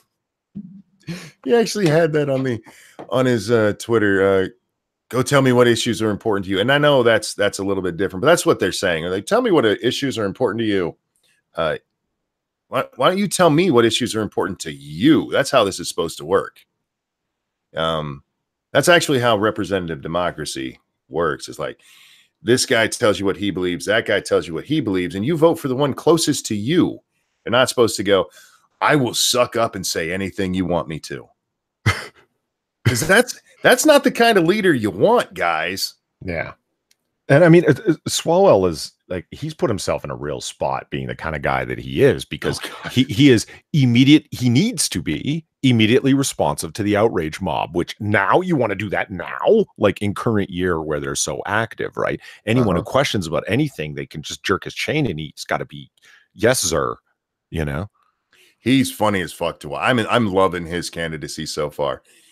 His argument with Dana Lash is one of the funniest things I've seen from an elected official arguing with yes, it's a lobby group, but she's a private citizen. It's like, how you gonna take our guns, Eric? Well, they'll just magically appear here. I see what I'm talking about. Having a big chat, like anything more than 10 people, is kind of awesome, because if you don't know the answer, they're going to all spit it out. And like I said, there's so many people out there that have detailed knowledge of this stuff. It's like, it's a death head symbol. It's a death head symbol. It's a death head symbol. And Peter is one of them. And it's like, no, they were a separate army group. All the ranks wore the skull, though, which I didn't know. And then a bunch of people were like, the SS equals the Schlotzenfilfel, or however you say that. And I'm like, holy shit. See what I mean? It's kind of cool when you have like access to a pool of knowledge just by asking. Come on, somebody knows this. Why? And everyone starts typing furiously. It's great. Oh God, this is a picture of a little girl talking to AOC, and a little thought bubble coming out of the little girl says, "Our dog ate my Scrabble game. Now his poop makes more sense than you." Oh my God, somebody took the picture of her crying at the border, and looking horrified at the border, and put it in a library. So this is what really scares her. All that knowledge. She's still on her concentration kick. I can't believe how many people have jumped onto this. I saw a video yesterday. I forget who made it, but explaining that yes, indeed, those basically are concentration camps. Yes. Like, oh my God, no, they're not, you morons. And look, her saying it was dumb. No, it wasn't Tim Pool. Her saying it was dumb, and that's fine. The number of people repeating it and trying to make excuses for it, are you out of your fucking mind? It's okay once in a while to say, no, she said something stupid, and leave it at that. You don't have to defend every stupid thing somebody from your party says. Sometimes it's okay to go, ooh, you said what? That was stupid. I did that with, you know what? Check out the triple segue I got here. Okay. We were talking about Nazis and their skull and bone caps. We were talking about concentration camps, and we were talking about certain people doing certain things in the media and the outrage mob not noticing and not caring for some reason. Right. I can combine all those three things in one picture. Look at that. Nice. That's Scarlett Johansson dressed as an SS officer, and there's the skull for everyone who's wondering what we're talking about. The death's head symbol, but it's standing in front of a giant portrait of Adolf Hitler from The Spirit. How come nobody was outraged at this? Also, Samuel L. Jackson, of course, is dressed as a SS officer in this scene. I love this picture so much because look, Monkey, she's wearing problem glasses. She is. And for the first time, those are actually the least of the problems of the person wearing them. And this scene was done for comedy. That is the point of the scene. It's so ridiculous. The octopus and his helper, played by Scarlett Johansson, Silk and Lace, like they're constantly costuming. They're dressed up as like Japanese Edo period individuals, and here they're dressed up as Nazi SS officers. Why? Who knows? They're crazy. It's just part of their shtick as a criminal duo. So it's Nazism played for comedy. How come the outrage mob isn't all over them? I just don't think they've noticed. And Scarlett Johansson, of course, herself of partially Jewish heritage. Why aren't they all up on her? Well, if she was still trying to play a trans man, this would be all over the place. Right? If she did, yes. There you go. If there would be no, I think you've actually got a point there. If she became problematic, they would go back through her history to find something to lob at her, and this would probably be one of the things. You think this is funny? Some things aren't funny, you know. And, unless it's oh shit, what's her name? I forgot her name. The really skinny bitch, Sarah Silverman. Yeah. She still gets a pass for when she dressed as the Nazi. Oh, hey, monkey, look. NyQuil chicken. It's NyQuil chicken. What? It's NyQuil chicken. I see that, but why? What do you mean, why? Are you trying to kill someone? Look, NyQuil ice cream with NyQuil tabs on the top. Uh-huh. Also, NyQuil pancakes with raisins. Again, I'm stuck at why.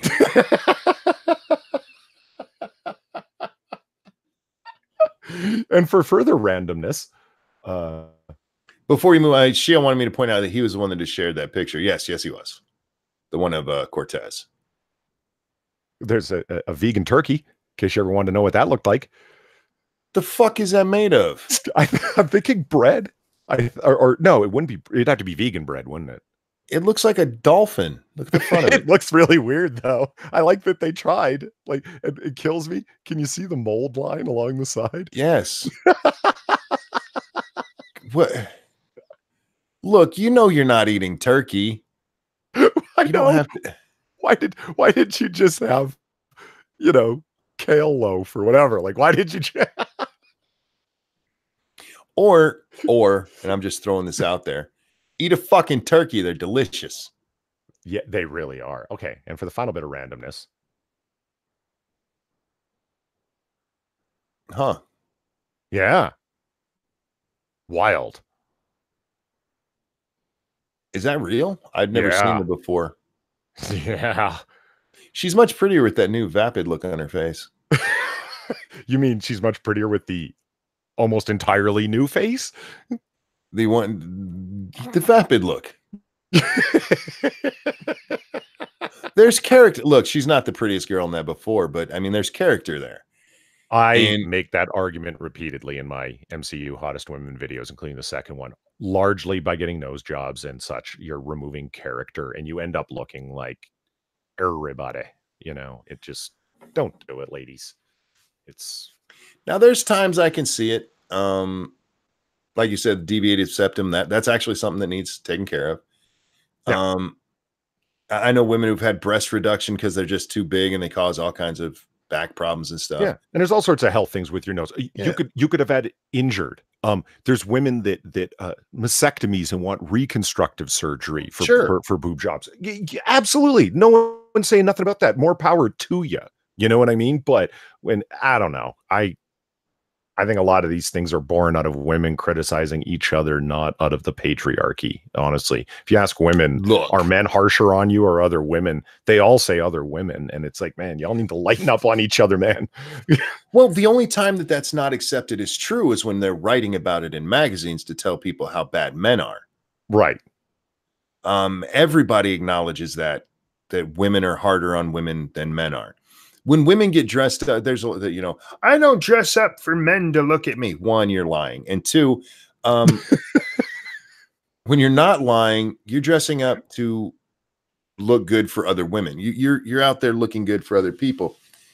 Because when you're sitting at home alone, watching your stories, you're not getting all dressed up, and we all know it. Stop it. Stop it. You're not wearing your look how much of my titties you can see without my nipples showing t-shirts while you're watching those shows. Stop it. When you're Netflixing and chilling alone, you're not getting dressed to the nines. So stop it. I did this for me. Yeah, so men will look at you. Shut up. Well, and also, well, you know what? I get, but based upon women what we hate me just for saying this. Yeah, go ahead. no, based upon what we just said, it's like, you're doing it for men to look at you and for women to accept you and stop Yes. teasing you and to be No. status amongst others, be it men It's and so women. no, it's so other women will hate themselves looking at you. Ouch! God, It's true. Damn that! Whoa! It's so other women will go, man, I'm ugly compared to her. Whew. I don't want to be picked as the bad comparison in the group of girls anymore. Is that what you're saying? Yeah, not just that. I want to be the one that they set their standard by. Oof! Damn, monkey. Look, I know some women's going to be mad about that, but y'all know, you know the truth. You can lie to me, but don't lie to yourself. No, one of the things that I've talked about many times that just boggles my mind. Men get all the blame for women, how they look in society and how they have to look in society. That's all men's doing. Men make women have these weird senses of beauty standards. Men have nothing to do with it. Well, that's not exactly true. The two groups of people who have the most influence on how women look are the two groups of people who don't want to fuck women: gay men and straight women. They do. They run the fashion industry, the makeup industry, the movie industry. It's all run by these fucking gay men and straight women. And women go out there and like, I want to look like they tell me to. Like, why? Yeah. They make you look retarded. Stop it. Just be normal. You know the sexiest thing you can do, women? Just put on a man's white shirt, white dress shirt, and nothing else. And have your hair up, and your man will come before he even touches you. But that's in a relationship stuff already, married man. Do that. No, you don't even have to do that. No. You don't want to break into some guy's house you like and dress up in his shirts and wait for him. No, that's bullshit. Try it, ladies. You tell me what happens. Do not suggest women B&E men's houses they like. Okay, that's not. I'm telling you, it's better than showing up there with your cat and a knife. Ranting monkeys jokes are for comedic purposes only and should not be taken as specific advice. Most of the time, I mean, women, if you want attention, and I know you don't, because you tell me all the time, I didn't do this for him. Try this. Just dress casual. A nice sundress. Thank you. Evil One just said that. Yeah, a sundress.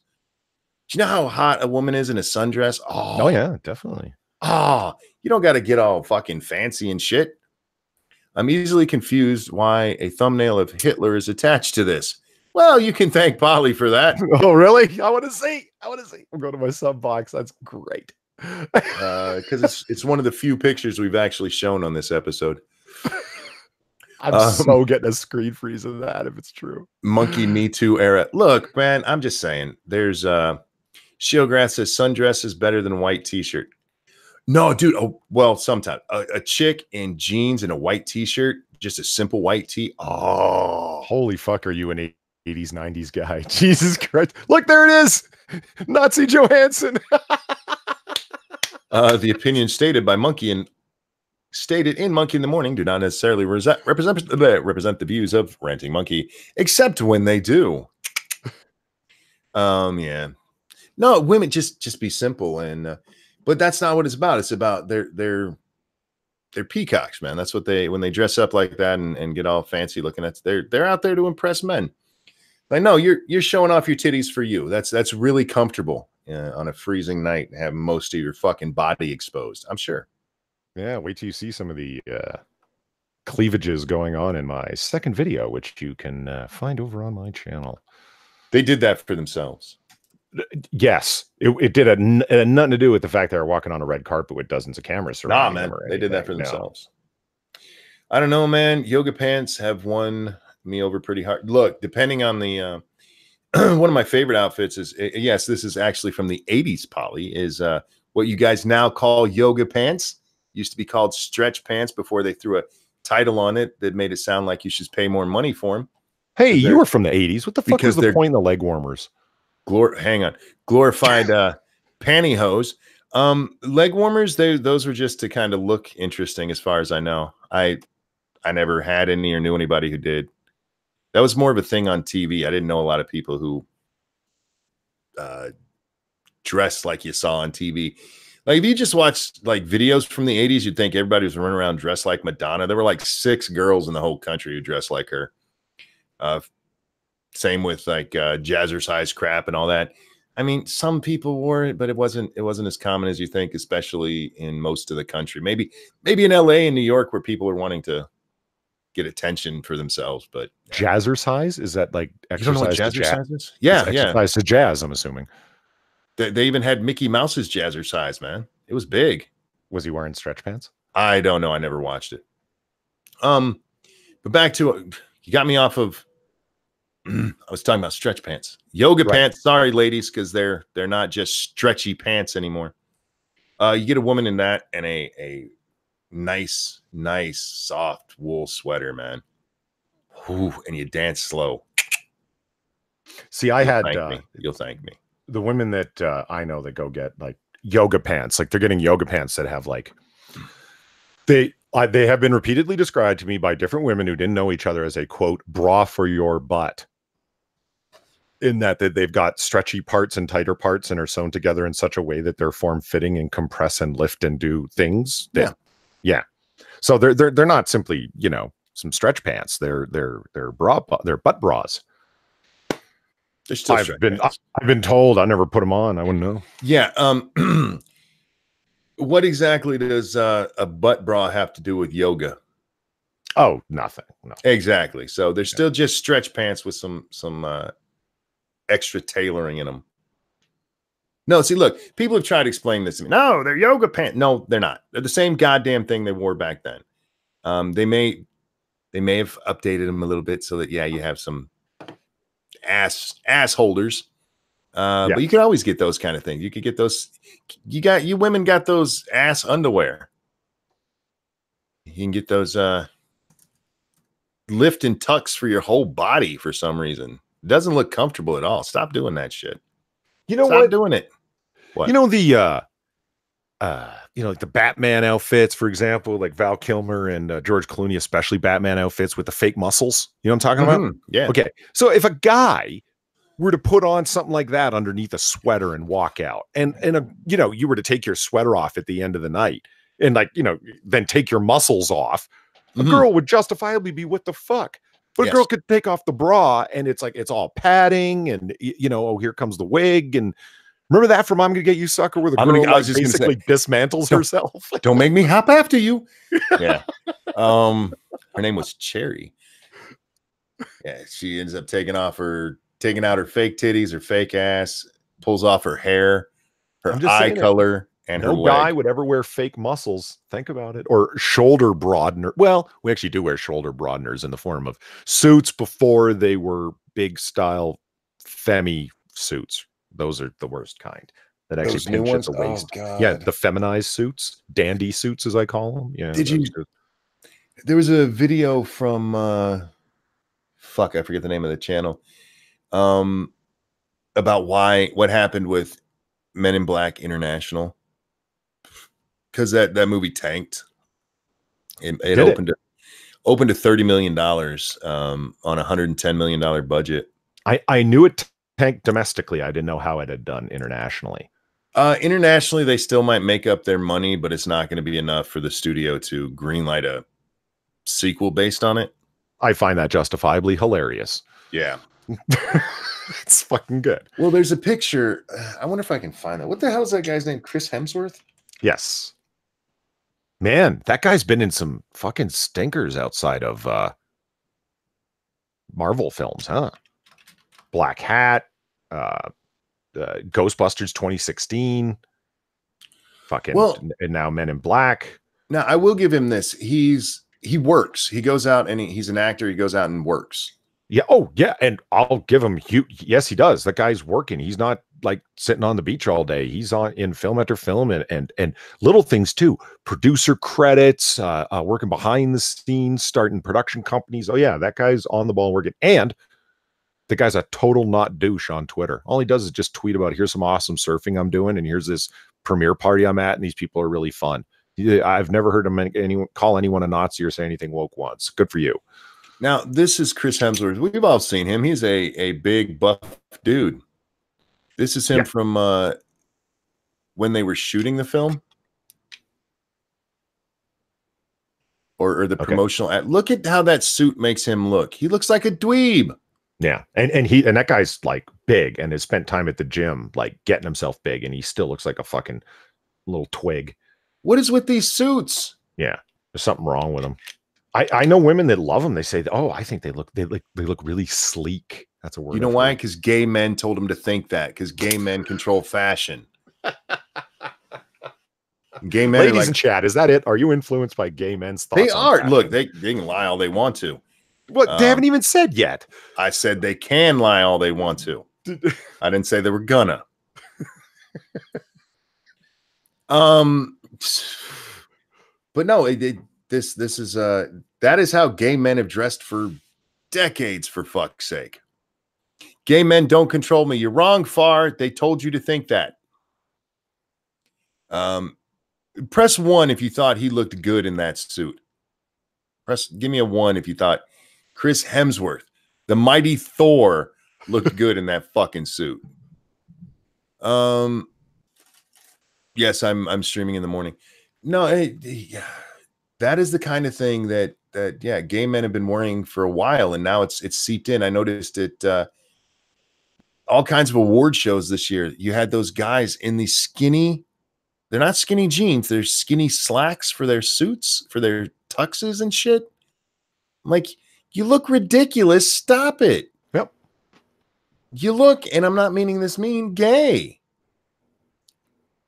That is what I expect gay men to wear. I've said before, and I'll say it again. I think you should be able to look at what current fashion trends are rolling and look at the extreme stuff and say, I'm going to look like a douchebag 10 years from now if I wear this. Anybody should have known that a one-piece leisure suit that the zipper only comes up to your belly button with a huge collar and bell-bottom pants like in the 1970s, you know what I'm talking about? Yes. The really far-gone leisure suits.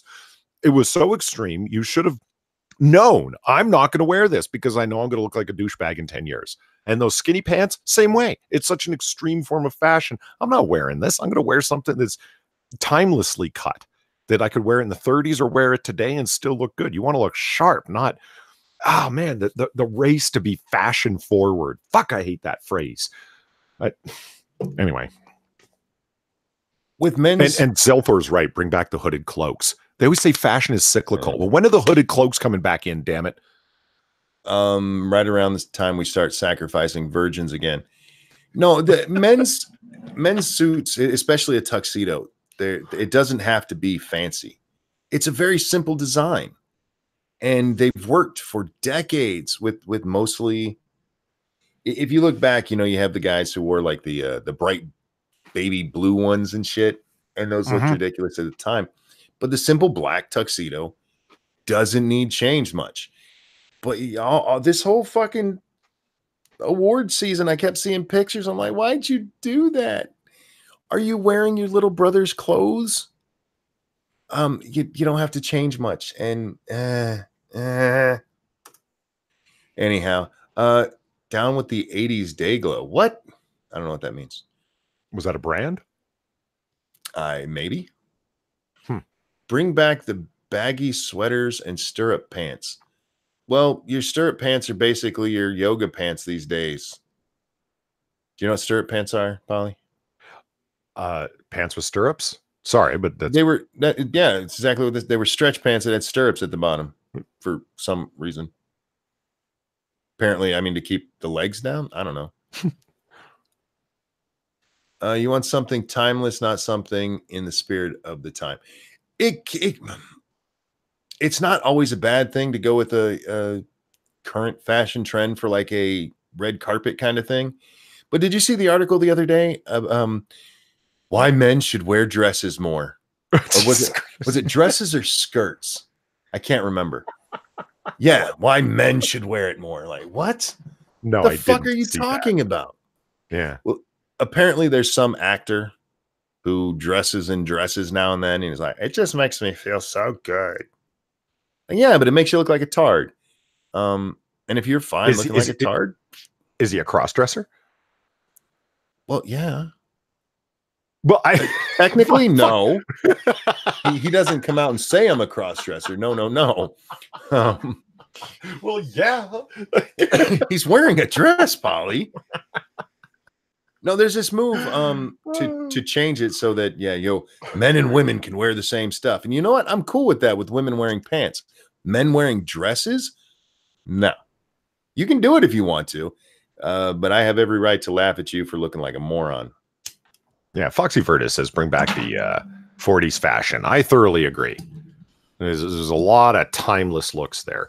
Weebo Jones is thoroughly in favor. If you when we get to Peggy Carter, Agent Peggy Carter, played by Haley Atwell, she's we both talked for a while about just how awesome Peggy Carter's 40s gear is and so on.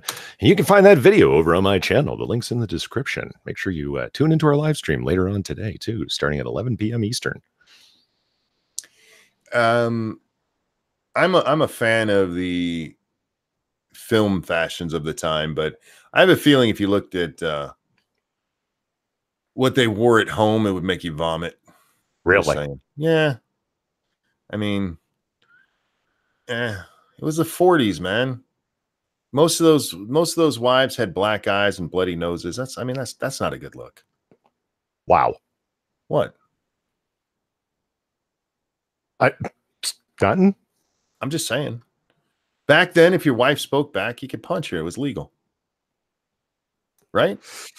It wasn't legal. There was a attitude of permissive about it. Right. The cops were like, yeah, I beat my wife this morning. I'm not going to arrest this guy for it. Like, he's like, you only left a bruise. It's okay. Yeah. So I'm not in favor of bringing that fashion back. Wow. You know what? Wow.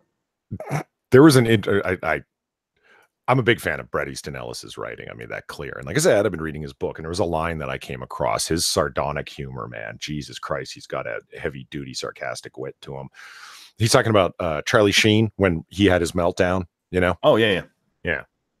And he's the rumors that continually swirled around him about his abuse of women that were around him, including his wife, Denise Richards, as well as all of the porn stars and everything, nonstop. And he said, and interestingly, none of this spiked an interest in Charlie Sheen that hadn't been there for quite some time, especially among women, despite the constant swirling rumors of his abuse of women that I had referred to earlier, a subject which would probably fill 10 books worth of material, but we're getting off the topic right now. And I'm like, right? Why? Women killers in prison, right? They exist, and they're in prison, they're serving time, they're murderers, right? Serial killing women, it's the thing. Men don't write them and fall in love with them. Serial killing men, all kinds of women write with them and fall in love with them. Because women are crazy. Well, it's an interesting phenomenon. I don't know what to make of it, and I don't try to say it's because women are like this or that, but there's no question. Oh, I'm sorry. Hashtag not all. Yes. I mean, if you find out that some woman's beating the shit out of guys, I like that she's in a relationship with, like, beating them with like pipes or weaponry or whatever. You know what I mean? That's not going to make guys more attracted to her. That doesn't make her seem more attractive, but it doesn't harm a lot of women's opinions with certain men. I'm not saying it makes them attractive. I'm saying it certainly doesn't undo it. That's wild. Well, what happens with a lot of women, and we'll get to this article here in a second, is that it's like, well, she was a bitch. Yeah, I wouldn't have caught in that hell from him because she didn't appreciate him like I would have. This is from High Snobiety. Okay. Sees Marjan's first menswear collection tackles toxic masculinity. Get fucked. Is that a dude on the far left? I'm not sure. It's got some titty. I'm not sure which of these are dudes or not, but those are all bad outfits. What if male sexuality could be elevated and made delicate instead of being about pure testosterone and sleaze. See, I told you this was all about. Did you say sleaze? Sleaze. That's what it says. Pure testosterone and sleaze. I know that when I go into my closet, I'm looking for sleaze. What if male sexuality could be elevated and made delicate? You mean like a twink? It's a question posted by C's Marjan designer Sandra Lack. There's a great name. Who is outspoken in his own right. But it is also a highly appropriate one being examined on all fronts. Toxic male culture can be felt on just about every media platform. And it seems after decades of external makeovers, the last frontier of renovation is men learning how to remake themselves on the inside. Miles, thank you so much. Hey, Monkey, if there is toxic masculinity, then what is toxic femininity? Well, that's not something we're allowed to talk about, Miles. It's just like how they insist misandry doesn't exist. Luke Skywalker asks, how long does this go for? Yes, exactly. Actually, I have to get going pretty quick here. So I don't know. How long have you been streaming for? 115 minutes? Almost 2 hours. Yeah. I mean, you certainly don't need me to keep streaming. I'm just saying I got to get off to a meeting here pretty quick. So I really should work on my video here shortly too. But yeah, so apparently we need to be softer, Polly. Yes, our sexuality is far too sleazy. I need to be more delicate. Yes. I did like his ridiculously baby powder blue suit in the center there. What a jackass. Well past the navel. Yeah. Pull his pants up a little bit higher. I mean, if you're doing noir detective fiction where your suits are pinstriped and you got some proper shoulders, high worn pants can be a thing, but man, you look like a damn fool. This was an extreme fashion in any era should be able to be recognized by those in the era. Remember men's shoes, and they're still out there because people aren't going to throw away shoes immediately. So they're still floating around a little bit. The extra long ones with the squared off toes, the dress shoes. Oh yeah. Yeah. Like you're catching your feet on the stairs as you're walking up them. You can hear your clip clopping as you're walking down the street. The sidewalk with them fucking things. You know you're a jackass. You got 3 inches of dead air in front of your toes with them things. You know you're going to regret buying them, and you paid a premium because they're fashion forward. The fuck? Why'd you do it?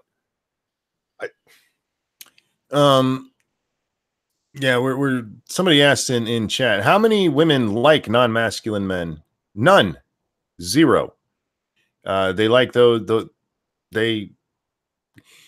Well, we hear this from time to time. That was a big. Do you remember the '90s man? You were kind of young for that, but that was the '90s man. The '90s man was a feeling man, and it turned out that the '90s man didn't get laid, so they stopped those and they went back to being masculine. And now women are like, "No, we miss them." Oh no, we don't, because anytime even feminists like masculine men. That's absolutely true. I like feminine men. Are you a dude or a woman? Because I know that there's gay men who like effeminate men. I don't think any women actually do. I think they just settle for them. I don't know. Look at boy bands. They're full of twinks and stuff, and girls love them. No, those are guys who look feminine, but they don't actually act that way. If you watch them, like when they're talking stuff, the way they dance and everything, they're fairly in your face about stuff. That they just happen to be pretty. There's a difference from being pretty and effeminate. That's true. Prince was, I wouldn't call him effeminate. He was just very, what would you call him? Like extreme fashion, very boisterous. Like, I don't really. What you would call him is a billionaire. All I know is that guy wrecked all the pussy. Yes. Okay. Like and women loved that man. Like, so if you want to call him like effeminate, okay, whatever. I have no problem calling Prince effeminate. But if Prince wasn't Prince, if he was just some random dude who dressed that way and loved purple, but he lived in his but he lived in his mom's basement. Well, a big part of what makes He'd be an Prince incel. is the intensity of talent. Like, you know what I mean? It's that you can get up on stage and dance like that and play the guitar like that while dressing like that. It's the whole thing, you know. And it takes a amount of bravado to do that. To get up and just to get up in front of people takes a fucking pair. To get up there and sing and dance and plus, yeah, his talent was fucking unmatched. Yeah, man. We always have those arguments. Best musician ever, Prince, bar none. Period. Ever? I don't know. Singular talent, absolutely. Singular musical talent ever? Come on, man. It's Wolfgang Amadeus Mozart. Guy wrote entire symphonies at 5 years old that people are still having a hard time understanding. It was virtually supernatural what that guy was capable of, and Beethoven's running a close second. I mean, Prince is an ultra talent. There's no question. Probably the most talented guy of the last 100 years. Yeah, I'd go along with that. But of all time, no, man. Yes, of all time. When you're talking about, hear me out. Those gentlemen didn't have to play any of those instruments. They knew how to play all of them. That's how they could write for them, literally.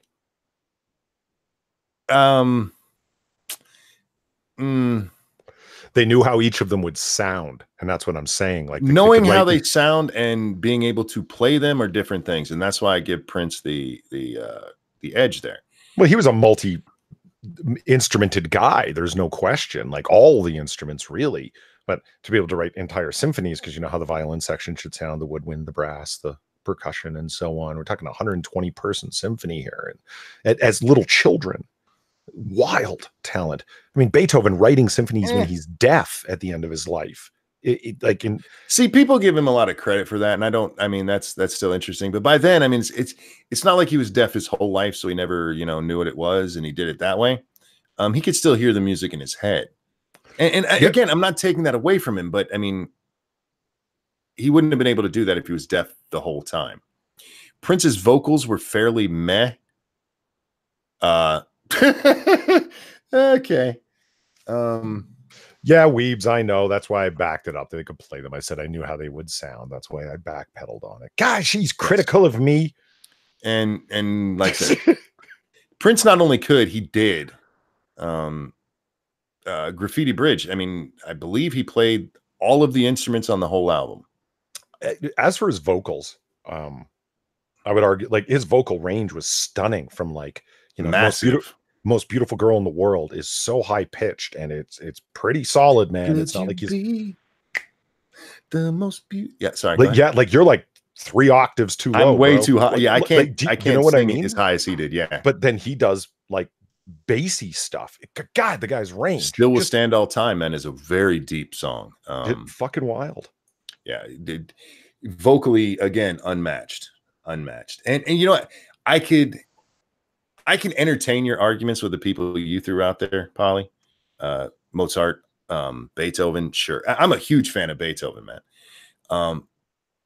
But any contemporary, anybody starts pulling up like, because even Freddie Mercury, who had a wonderful voice range, not even close. Not when it comes to overall musical talent. That's what I'm saying. Like the past 100 years in that. No, I'm not going to argue with you. Fuck no. Yeah. Sorry, we're talking about. I love Prince, man. I'm gonna have to listen to some later. I even have his Black album, man. Do you really? Yeah, I love Prince. Prince is Prince came up in the late 70s, early 80s is when he really made it big. So that was when I was coming to listen to music anyway. Then my brother was a huge fan of Prince, so I woke up every day to Starfish and Coffee. Which is a song on Sign of the Times, because my dad would go to work and my brother would turn on his fucking stereo and I would wake up to Starfish and Coffee. And then when my brother died, I inherited his music collection, which was like 3/4 Prince. And so I just sit there and listen to it to remind me of my brother. And yeah, I became a huge fan. And he's so fucking talented. Good morning, Jack. Morning, guys. How do you feel about Prince, Jack? I don't care. That's fair enough. How do you feel about fuck off? How do you feel about men wearing what was it? Hang on. Let me I got to ask Jack about this specific thing. Jack, do you think that male sexuality could be elevated and made more delicate if we weren't about being pure testosterone and sleaze? No. Pure testosterone and sleaze is what makes you a man. Thank you. I appreciate that you said that. I'm here to help.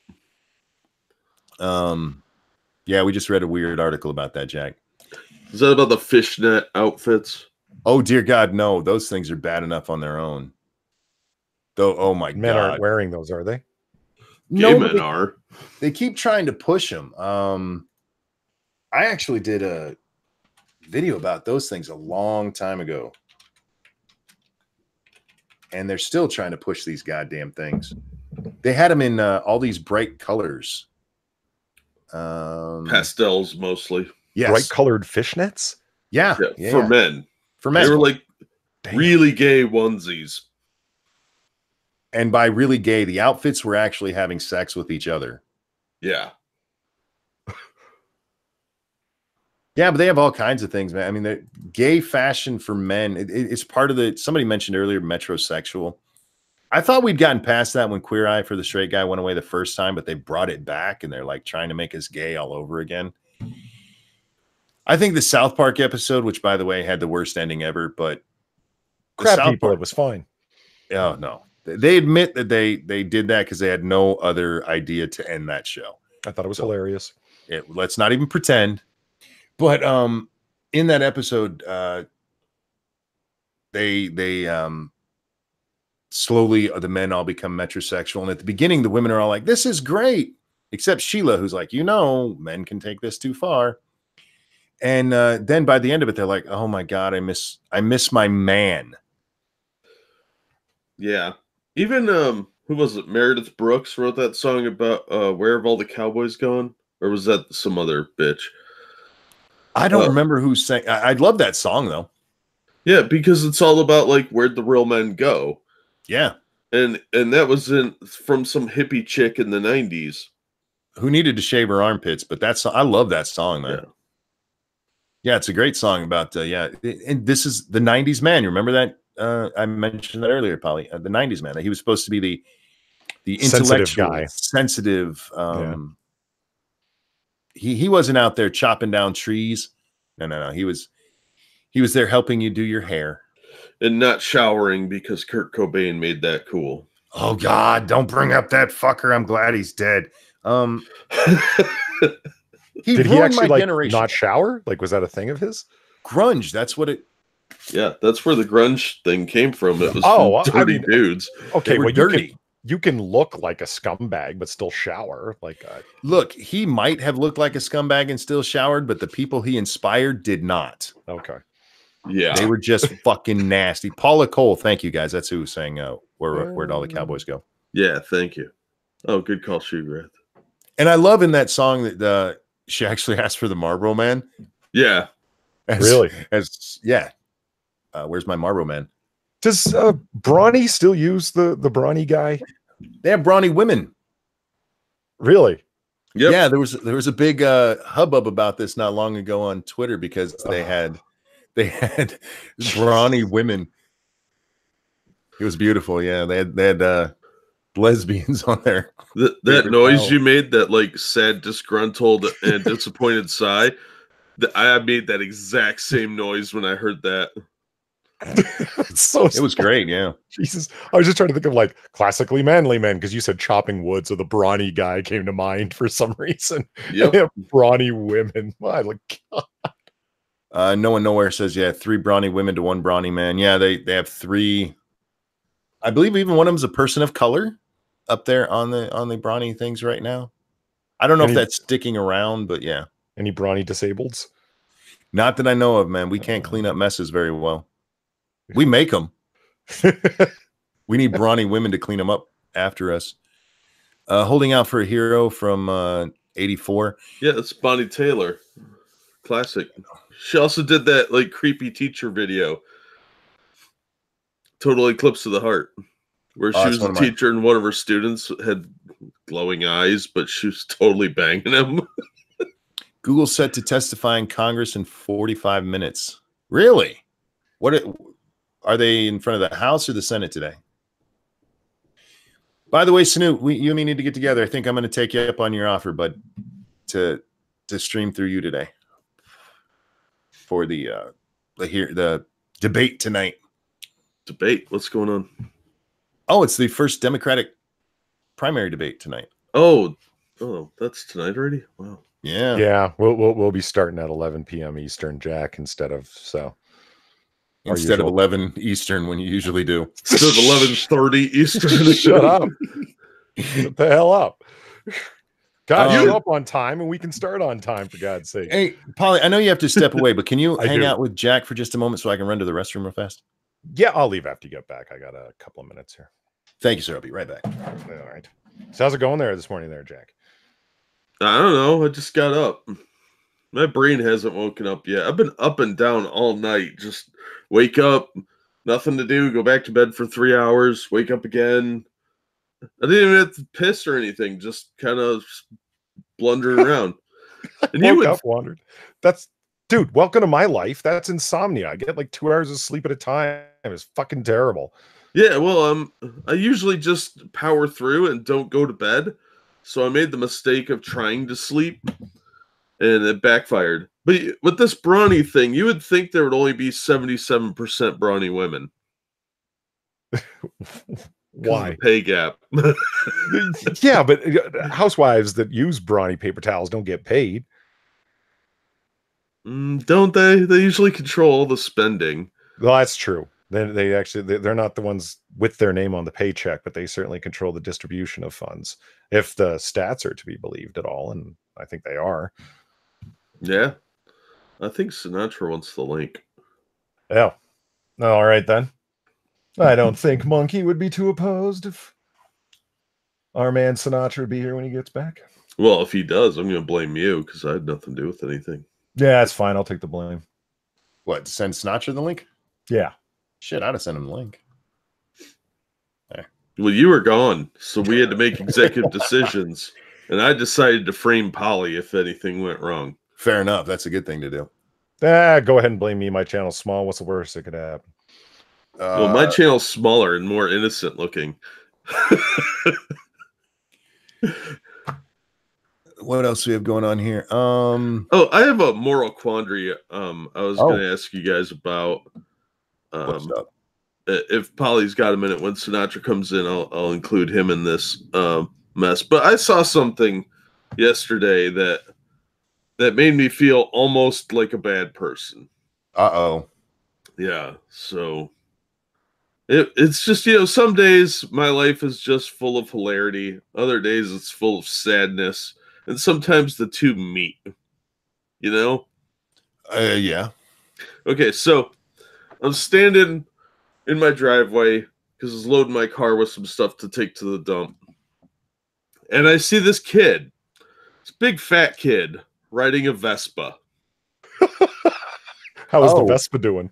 Well, it wasn't doing well. It kept stalling on him. So, because of where I live, there's a parking lot not far from my house. I don't want to give too many details because it'd be very, very easy to find me if I told you where this building was across the street.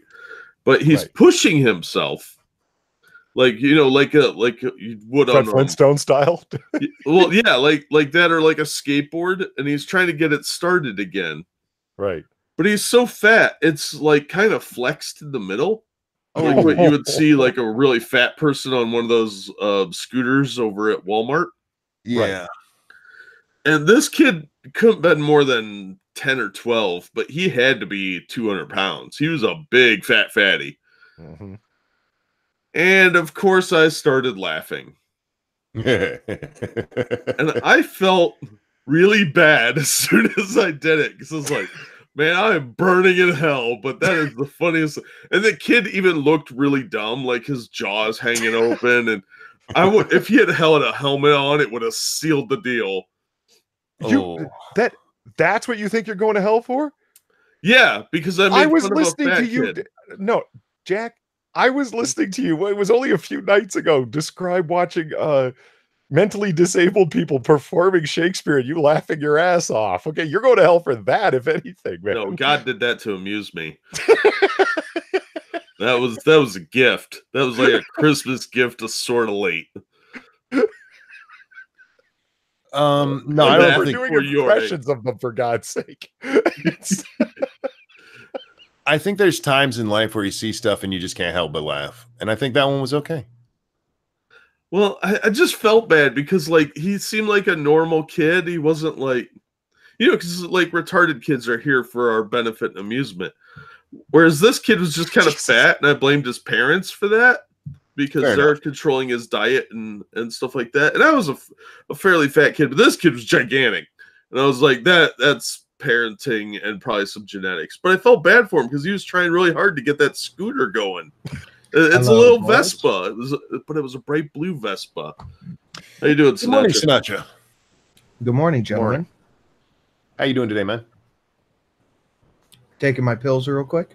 Fair enough. I woke up with a fucking nasty headache because reasons. It's the heat. Me too, man. I probably should go to the doctor and get this looked at. Dude, I've been telling you that for a week. How's your eye feeling? Is it any better? No, if anything, it's worse. Dude, go to the damn doctor. Pumpkin last night just barely knocked her head into the top part of it, and I'm like, oh God, I want to die. What'd you do? I banged it against my bed frame when I fell. That's not how you bang. No, it's how I bang these days because I'm crippled. You smack your head into the frame. That's right. Bam, do it. Okay, I don't mean to change the subject here, but I just saw this story. There's a substitute teacher in Texas who got fired for making pornographic videos in a classroom. She with adults, not like most of the ones we read about. But they fired her for it because she was uploading these to apparently Pornhub or something. And now they've determined they can't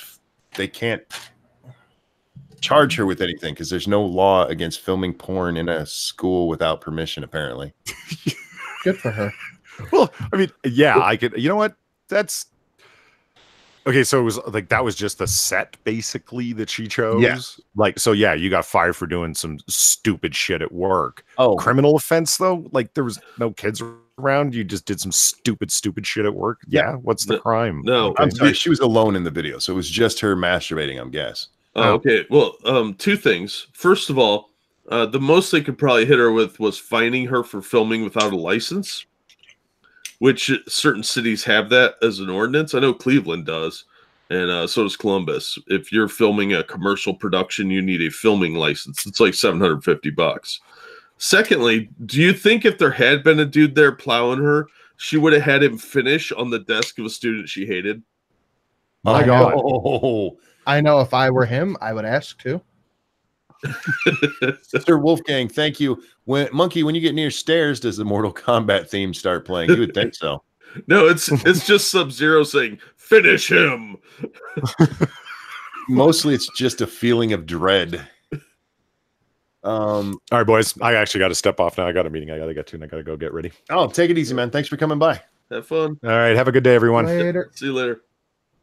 It does say the woman was not charged with public lewdness because no one else was with her when the videos were recorded. Fair enough. I kind of want to see the videos now. Same. Yeah, I think we need to look at it for research purposes. Yeah, I mean, it's purely research. It doesn't say the site or... Look, it links to everything else but her videos. Come on, man. That's horrible. That's bad reporting is what that is. Oh, man. So, Sinatra, do we know why Google's up in front of Congress today? I can't help but assume it has something to do with the Project Veritas leaks.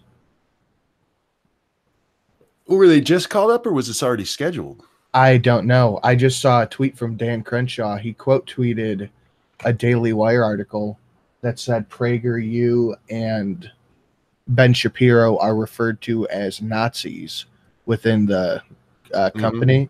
So he just quote tweeted and said, good thing they're going to be testifying in front of me today. That's probably about the antitrust thing they were supposed to be scheduled for. But with all this new stuff coming out, they're probably going to ask them about that too. Mm. Uh-oh. Did you just... Oh. More. Elizabeth Warren tweeted this out. 1 year ago, I was in McAllen to see the families ripped apart by the Trump administration. A year later, his administration is fighting to make sure the kids are held in those cages don't have soap or toothbrushes. This is a humanitarian crisis. Humanitarian crisis would be hard labor.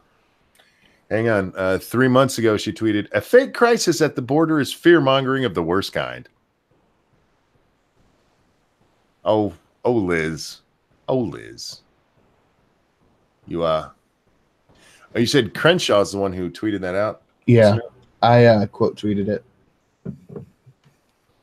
I'm really interested to see what's about to happen. Me too. I hope he asks about it. Because did you see the YouTube statement that came out yesterday? Yes. How could I not? We treat everybody the same. Do you? Poorly? Do you really? It was from YouTube Insider. Yes. And it said, we've had a lot of questions today. Clarifying, we apply our policies fairly and without political bias. All creators are held to the same standard. You lying motherfuckers. We all know that. We all know that they have a political bent, and it's not all the same. Didn't they just offer like $2,000 to queer creators? I don't know about that. I do know that they've given money. I don't know if it's directly, but to the Young Turks, and they have no problem with the horrible shit that people like Colbert say. Colbert can say the worst kind of shit and still be monetized, but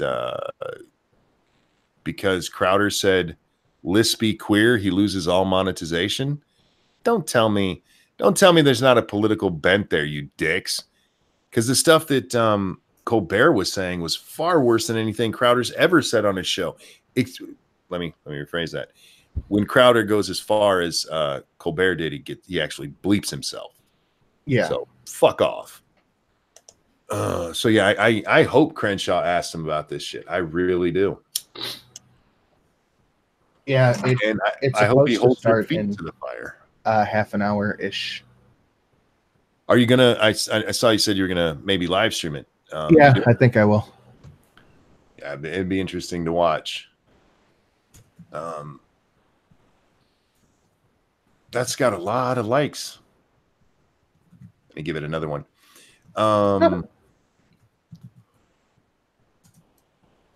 I saw the Sam Cedars, I forget what it was called, the Majority Report or whatever it's called, laughing about all this stuff from the Project Veritas video. I'm like, what are you laughing at, idiot?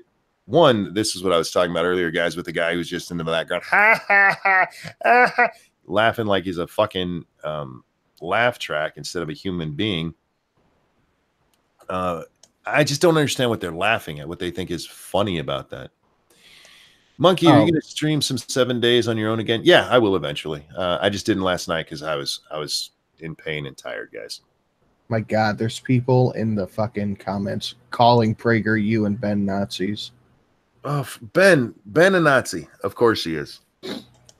Ben the Jewish Nazi. The adamantly pro-Israeli Nazi. The annoyingly pro-Israeli Nazi. I still think he should get a Jew beanie with a swastika on top just to fuck with him. A Jew beanie? A Jew beanie. You mean a yarmulke? Yeah, when I was younger, I never could remember yarmulke, but I'd heard somebody call it a Jew beanie, and that just stuck with me. So. Oh, yeah, that's right. Prager is a Jew, too. Yeah, Prager is a Jew. But, yeah, they're sensitive theme here. Yes, it's all them Jewish Nazis. Didn't y'all know Hitler was a Jew? No, wait, that's wrong. I believe Hitler was a Christian. Mm-hmm. Not a very good one. But and they won't let us forget it either. Yeah. Oh my goodness.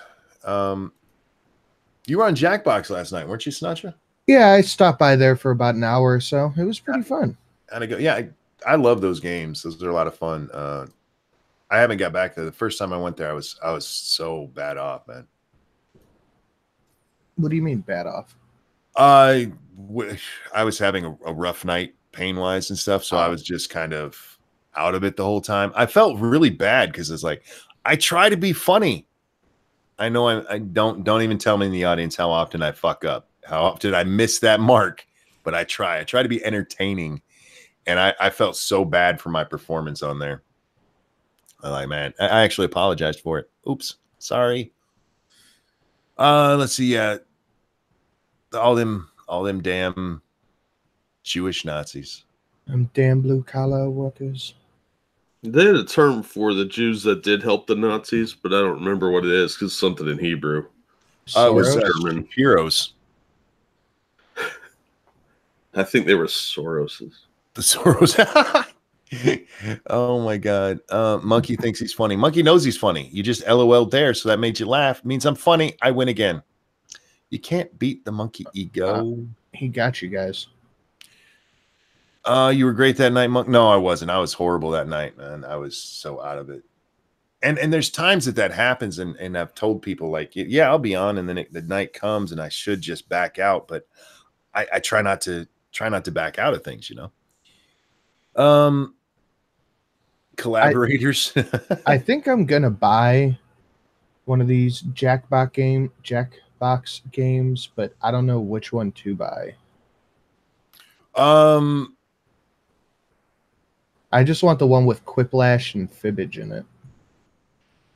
It should say on the thing, man. Did you pick anything up from the Steam sale? I got the Elder Scrolls Online. That's it.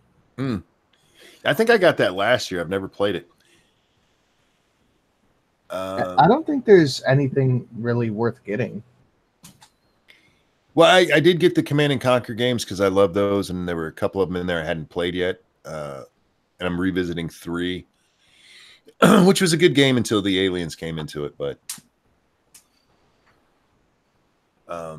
yeah, aliens make everything better. Just ask Dark Phoenix. Oh no, they don't, man. They the Crytek game. What was the name of that real big one they had? Shit. Crytek's first really big game that they came out with, the one that photorealistic, and I can't remember the name of it now. Swear it starts with a C too, but it was a great shooter until the aliens get involved in the game, and then it went to shit. I don't like aliens in my game unless I know I'm fighting aliens in my game. What, Crisis? Crisis, thank you. Yes, that one. The beginning of that game when you're just fighting the Koreans is fucking awesome. And then you go into the cave or whatever the fuck it is, and you end up running into the aliens, and you're swimming all around like, what the fuck is this? It was just garbage. Yeah, I think I'm going to pick up Jackbox. Could be fun for the patrons. Didn't like SO personally. Was kind of boring, in my opinion. What's SO? Yes. Oh, Elder Scrolls Online. Haha. Whoops. I got you. It's a slow morning for me. Quiplash and Survive the Internet are the best of the game, says Frosted Glass. Quiplash is the one that I like the most. It's the other ones are okay. Frosted Glass. Do you know which pack has those? I want the Taz games. There's Taz games? I know there's some for Sega that I have. I have Taz Escape from Mars and something else. Dangerous Spaces says, have I played CNC Generals? Oh man, I put so many hours into Generals. Me and Lady Monkey used to play that a ton. I cut my teeth with the original CNC. Played all of them up until CNC 3, and after 3, it was just like, I don't know. I never played Red Alert 3 when it came out, but that's in this package, so I'll try that. Red Alert 1 and 2 were great. Generals and 0 Hour Rock. Yeah, 0 Hour was the expansion for Generals. It was amazeballs, y'all. Okay. Jack, did you get everything taken care of yesterday? You had a lot on your plate. Yeah, I don't really Yeah. get anything accomplished anymore. Wonderful. I spent a lot of time at the dump. Shopping or dropping stuff off? Dropping stuff off. Oh, I went straight to the show? No, I did hit on a chick that was out there, though. She was throwing stuff out, and she needed help with something, so I helped her move this big, heavy bucket full of, like, bricks. And I'm sitting there trying to chat her up, and I'm like, man, that'd be awesome if I picked a chick up at the dump. Would that be a pump and dump? Yep. I totally would have had sex with her in the back of her truck. That'd have been hot. Where she just had the trash? Yep. All right. Like, who's your trashy? Gonna bang the trash heaper. Damn it. What? I said Quiplash is in 2 and Survive the Internet is in 4. Fuck. Oh. I already bought 1. Return it. But what if one has good games? Well, then keep it. I'm I trying bet to it solve your problem there. I want to know which one has fibbage too, because that's a good one. Which one is fibbage? I don't remember that one. It's where you lie to everybody. Oh, yeah, I played that. Okay. I'm actually pretty good at that one because I can tell bullshit lies. I'm good at that kind of stuff. Taz has 4 games, want the first 3. Are they on Steam? I know they've started. I just looked up Taz. There's no Taz games. Well, I'm not sure if she meant actually on the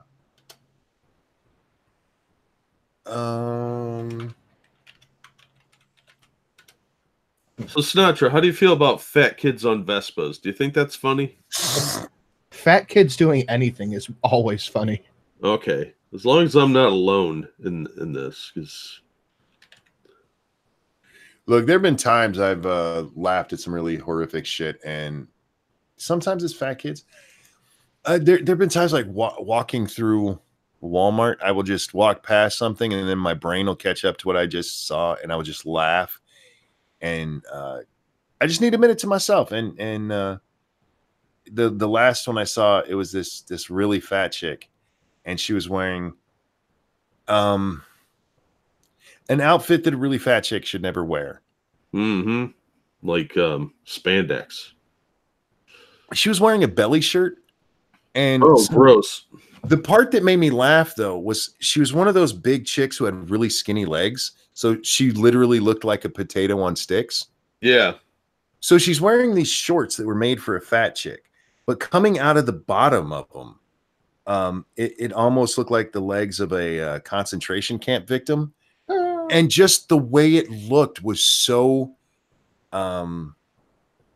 weird, for lack of it. It did not go together. And I couldn't. I imagined a potato walking on 2 little toothpicks, and I couldn't help but stop and laugh for a while. I sent you the song, or the theme song for You and the Stairs to Twitter. I will check that out in a little bit. Trying to learn to use the Creator Studio. Went over to the subscribe option. It said, "No need to subscribe to yourself. Thank you, Captain Obvious." Oh, a lot of the Worms games are 80% off too. I might pick up some of them. The what games? The Worms games. Oh yeah, I've never played those.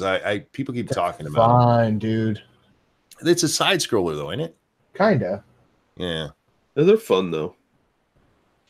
Outfit fat chicks shouldn't wear swimsuits. No, they should still wear swimsuits. I gotta go swimming, man. You don't want to make those bikinis. You don't. You okay. Dick. You know what? Fuck it. Just fuck it. How do I return stuff? Excuse me. Go to your account and or you go to your account details.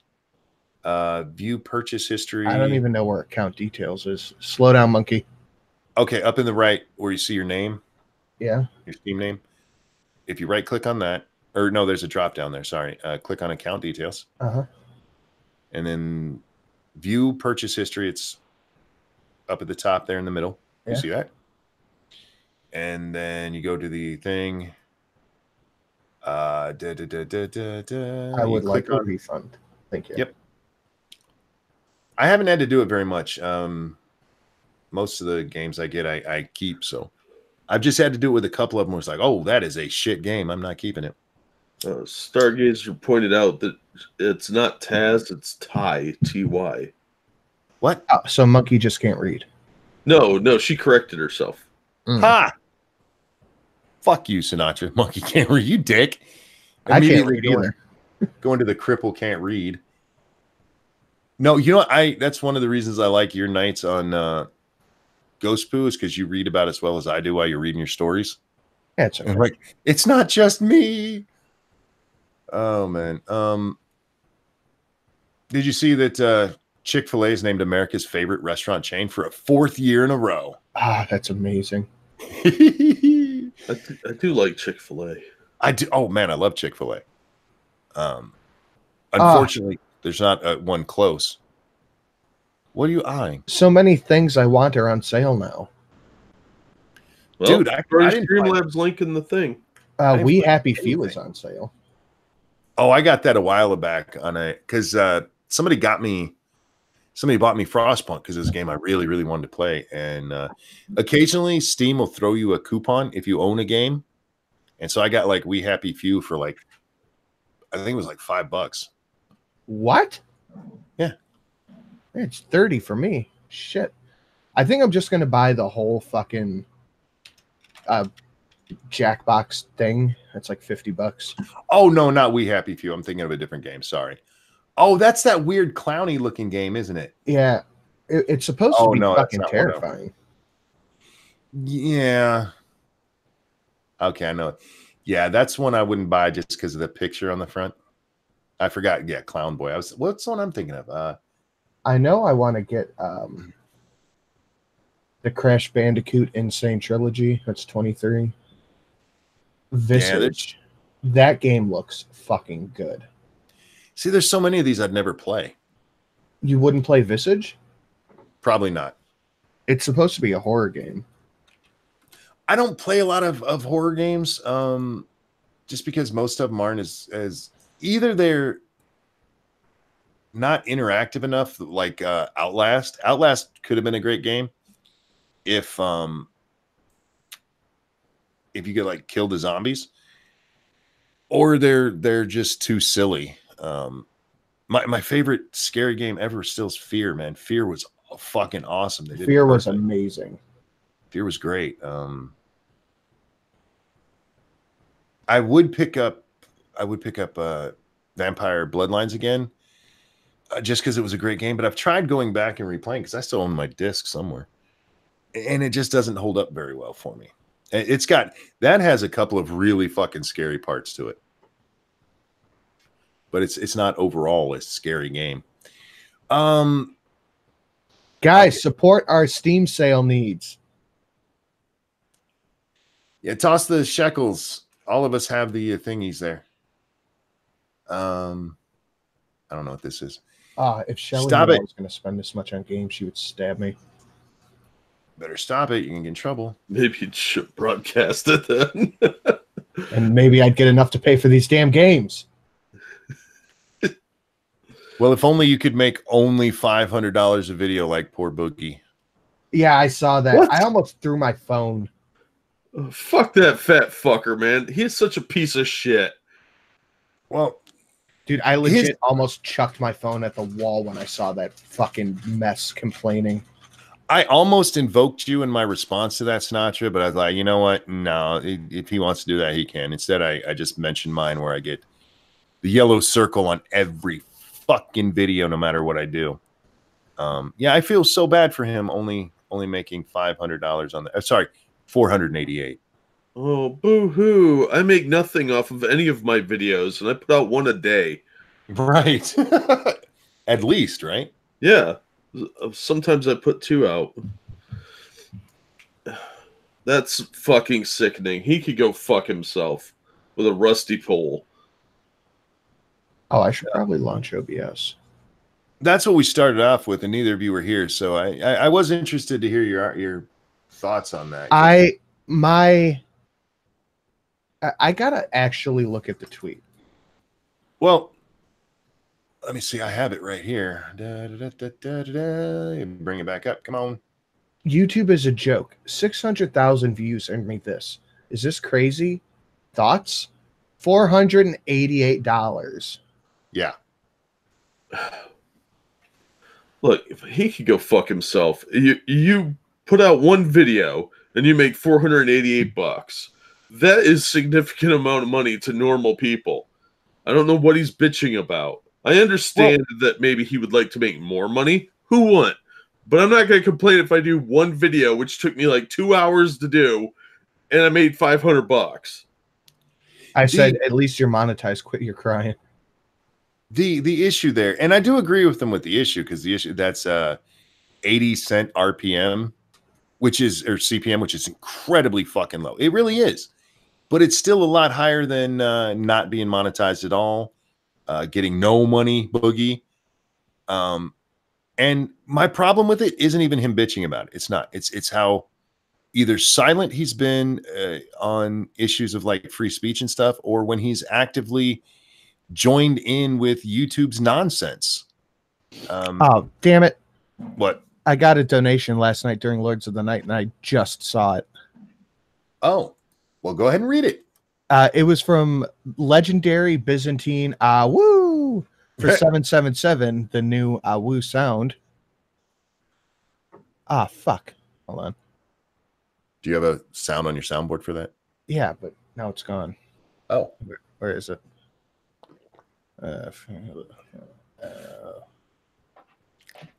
Get your Woo up there. Did I delete it? I hope not. Here. Well, now you just have to do it yourself. No, it's here somewhere. Just go, woo. I don't know how it It's sounds. a sound clip. I'm sure it is. My computer crashed. Son of a bitch. Now I have to wait for OBS to load. I'll read it in a minute. If I could make $500 for posting a single video, I would quit my job and do daily YouTube videos. Yep. Well, several people called him out because if you go look at his Social Blade, this is not representative of all he made in the year, because that video came out March 13th of 2018, and this is through the 24th of this month. So that is over a year. Almost all of that was made initially. That's just from one video. One video, yes. He's fine monetarily, guys. He's just upset about that CPM on that video. And again, you know what? That is a shit CPM. Welcome to what the rest of us deal with. Yeah. And by the way, if that's what he's complaining about, what do you think he thinks is good? Well, oh, dude, most people make a lot more than that. Most CPM is at least $1. On per 1,000, guys. The last video I had that hit 200,000 views that was monetized, I think it made like $150. So Boogie's doing fine. Well, at that amount, multiply that times 6. That would be $900 compared to what he made. Yeah, he still shouldn't complain. No, I agree with you. And look, again, I have no problem with him complaining about the rate that he got. My problem is that this motherfucker, he did this with the Carlos Maza thing. He comes down on YouTube's side of censorship. He comes down like, well, you know, we shouldn't be making fun of people because they're gay. Shut up. You're the one, you cheer this shit on, Boogie, all the time. You take their side to try to be nice.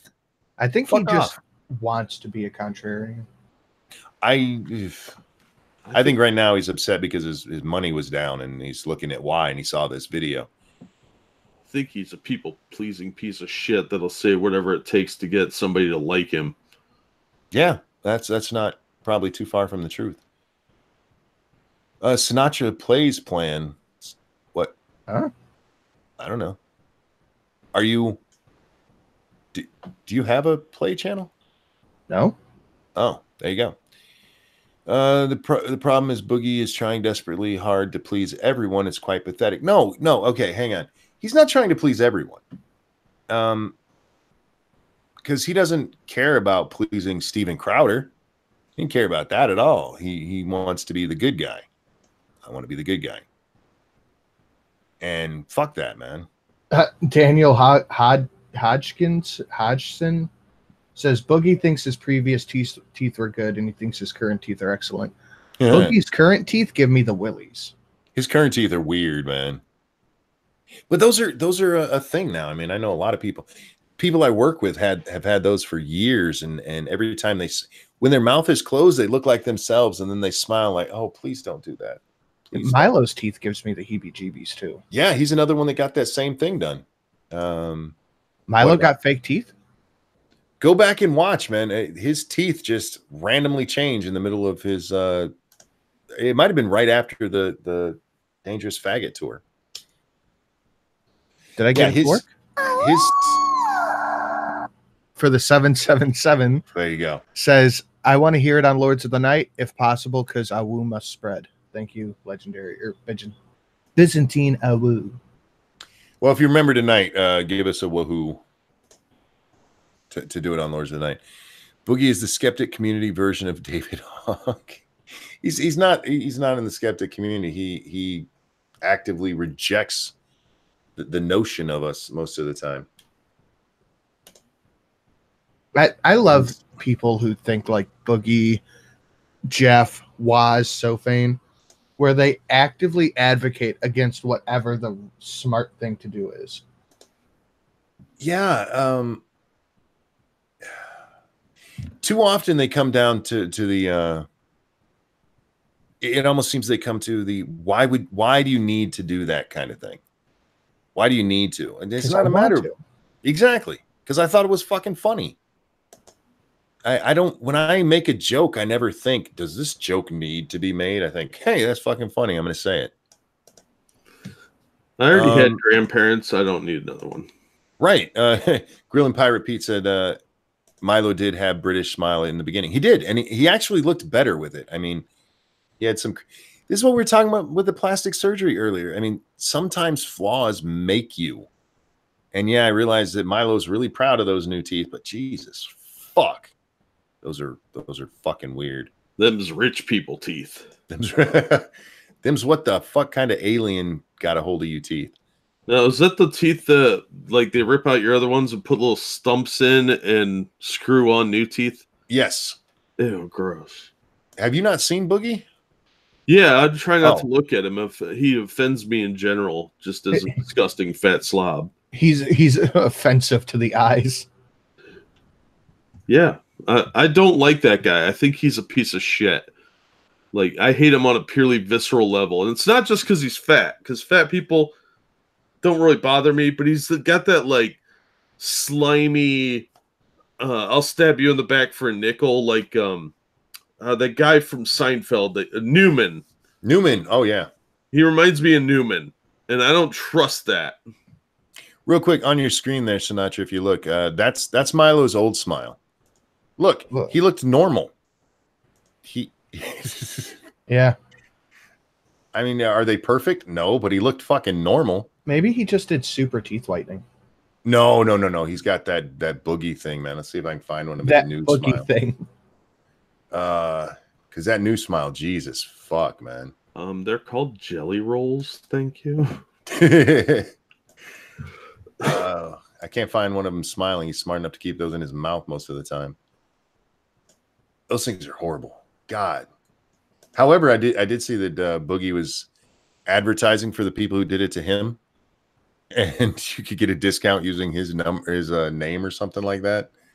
Like, can you give me the Boogie tooth? The Boogie tooth. The Boogie tooth. Thank you for that frosted glass. I was going to say Boogie mouth, and then he did hashtag Boogie tooth. Dental implants, yeah. They don't look good. I don't understand why they can't make them look more human. They look very horse-like. Because there is no tooth like horse tooth. If you guys don't understand that, you're not watching Sinatra's show enough. That's right. Oh, Jesus fuck, man. What the hell? Okay. We'll be wrapping this show up here shortly, gentlemen. Was there anything you guys wanted to talk about before we do? No, I'm just mad about Boogie now. There was a news article that I remember seeing. Let me see if I can find it real quick, because I wanted to bring it up to you in case it probably won't be covered on Lords of the Night. Before you do that, I want to show my wife throwing shade at YouTube. Oh, I fucking love this woman. In regards there, we've had a lot of questions clarifying we apply our policies fairly. She said YouTube's doing stand-up comedy. I love this woman. She know the deal. She has to hear me bitch about it all the time. Evil One says, fuck you, Sinatra. I'm singing it again. Horse cock. What was your story there, Jack? Did you find it? Well, yeah. Now, first of all, did you hear about David Hogg saying that there were 7 attempted assassinations on his life? Yeah, we talked about that a little earlier ago. Oh, a little earlier ago. Well, you don't English well. Thank you so much. I have a head injury. Go ahead, Jack. I was going to bring that one up, but also there was a Pennsylvania man allegedly built a bomb to warn about aliens who plan to destroy the planet. Oh, God. You know, we actually read that last night. Do you have the story there? Yeah. If you want to read it or you want me to, you can send it to me. Either way. I'll throw it in the group chat here. Monkey talk good. Monkey talk okay. All right. Yeah. Monkey smash. A man allegedly placed a homemade bomb behind a Pennsylvania hotel on Sunday and claimed it was a warning that aliens will destroy the planet if humans didn't start being good people, police said. Monkey talk David, almost as good as him. Yeah. David Oxrider, 29, was taken into custody by state troopers. I think we talked about this last night. Yeah. Mm-hmm. But I sometimes cover the same stories on both shows. Oh, the hearing has started, so I'm gonna jump and go get ready for that. Cool, man. I'll be over there to watch you in a little while. All right, cool. Later, Sinatra. Later. Yep. See ya. See ya, bud. David Oxenrider was taken into custody by state troopers after they responded to a scene at the Bonnie House in Myerstown, a city roughly 25 miles north of Lancaster, where he reportedly lives. Oxenrider allegedly told the hotel manager that he'd made an explosive device and was keeping in his room. This is one of those times that I almost have to invoke my Scribe light. The manager told him to remove it from the building, and Oxenrider allegedly placed it next to the dumpster outside of the hotel. A state police bomb squad disabled the package and no one was injured. Oxenrider told investigators he encountered aliens and a UFO in 2014. He claimed the aliens told him humans need to start being good people or else they were going to destroy the earth with a nuclear laser beam. Freaking laser beam.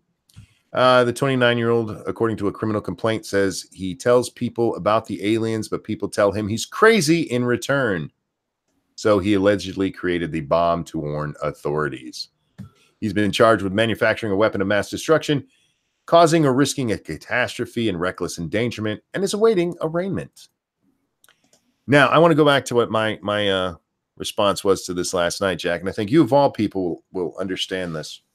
Okay. What if he really wasn't visited by these aliens? Right. Well, I mean, that's the thing is you never know with crazy people. They're either crazy or they're very serious and they're trying desperately to warn you. Sure. I mean, but I just feel like in this day and age, we could have something like that happen. You know, there could actually be one guy somewhere warned, the Noah of our time, if you will. Yeah. And nobody would believe him. Well, nobody listened to Noah either. Exactly. And they all died, right? Yep. Except for his weird sons and their wives, which somehow they repopulated the earth with. I don't want to think about the genetics that went on there, but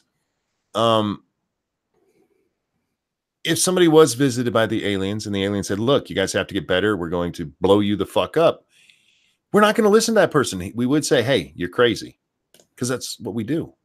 We take crazy people crazily. See, I've got a theory about this, that maybe these people are being abducted by aliens, but they're not the aliens you expect. They're space teenagers. Oh. And they're going around just messing with the hillbilly locals. Oh, like watch this kind of thing? Yeah, this is how dares happen in space. So they're like, all right, this planet's off limits. Dad keeps telling us not to go near them because they're culturally backwards. Let's fuck with them. It'll be hilarious. Do you think it's they kind of like they have their own version of YouTube and there's YouTube prank videos with yokels? Well, of course. They'll be like, oh, watch us mess with the humans. So like cattle mutilations, that's just like a standard beginner joke, you know, like sort of like a wedgie. So they're just doing little things to mess with us. Everybody's got their own shtick. They got the fake probing videos, so they trick you into thinking you've been probed. Or they're like, all right, let's tell this guy the planet's going to explode, etc. You know, they all are working their own angles. And there's probably 5 or 6 groups of them that are all competing for who can be the biggest dick to planet Earth. I hope that's the case, and I hope it's not that this is the one guy who knew, and we're throwing him in jail. I'm not exactly sure how the bomb figures in.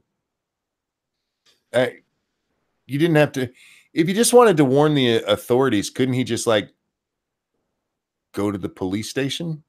I suppose, but they'd lock him up for being crazy. He was going to jail either way. It was just a matter of for what. He could have got a YouTube channel. Well, no, because that's a conspiracy theory, huh? Yeah. They'd have kicked him right the fuck off. I just feel like that there was better ways to handle this than trying to blow some shit up. You would think so, but sadly, it's very difficult to get the word out about any problems. I'm sure there were people running around being like, the Black Plague was spread from China, and people are like, what the hell's a China? Lock him up. He's nuts. The last thing I wanted to talk about before we move on is I accidentally started watching a Playboy Playmate the other day. Oh, yeah? I don't know how you say her name. It's Juliette Freddie? Frettee with an apostrophe thing over the last D, the accent sign. Oh. Frettee. She's got some nice, she was a Playboy Playmate, and that's in her bio. It's the only reason I know, or her about page on YouTube. But I started watching it because she'd made a video to MGTOWs. Oh, no. I was like, oh sweetie, do you even know what you did? She claims she's a feminist, but if you listen to what she said, she's not a proper feminist. She's a old school kind of feminist, like of the Hoff Summers kind of branch. Oh, so she's a mostly rational one. Yeah, most of the videos I watched, I mean, there was a couple of things where it's like, okay, I don't really agree with you there, but like she has a video about cultural appropriation during Halloween, and she's like, fuck it, dress however you want, that kind of thing. I like her already. I know, right? And she has some great videos. But yeah, I was watching this stuff, and then it's like, who is this chick? And I went and looked, and like, oh my god, I'm watching a Playboy Playmate. By the way, sweetie, you look better with your natural hair instead of that blonde you used to do in your what are they called? Whoring days. Yeah, her tweets are protected. I don't follow her, but if you want to see her YouTube channel, that's her name. I probably could just put the channel link, huh? Nah. There you go. I'll link if you guys want to see her, and then you can go look her up on go look up her naked pictures, and you can see her naked too. You can see her naked while you hear her talk, and it's almost like you have a girlfriend. Or does she drone on aimlessly about shit I don't care about and expects me to remember? Sometimes. Oh, yeah. But it's like having a girlfriend. Here's another one, Jack. She had a video about punching Nazis, and she's like, "Don't punch Nazis." Like, wow, you're kind of smart for a feminist. Yeah, I have trouble calling her a feminist if she's speaking that intelligently. She had a video about how they went to a birthing class, and then they actually had a birthing class reunion. And the people who put on the birthing class reunion, in the email that they sent out to people inviting them to come, it said only bring vegan food per the request of the organizers. And she was like, What about those of us who eat meat? Right? She's like, fuck y'all. Yeah, she's actually kind of white guys need to grow their balls back. I mean, for a feminist, like I said, she makes some pretty decent content. Her early stuff, man, she was obviously new to the platform, kept like smacking her mic and shit while she's talking. Like, don't you do that occasionally? Well, not on purpose. She was like trying to emphasize a point and shit. Like, don't do that. But anyway, yeah, there's a neat channel you guys can go watch at if you want to check out a former playmate. And like I said, go check out her nudes. She has a interestingly what's what I'm looking for here? Naked body you can find. And it's not all tatted up, which I really like. Oh, she also she had a video about Trey Parker. Apparently Trey Parker reached out to her and invited her to the South Park studios. Oh, that's awesome. Yeah.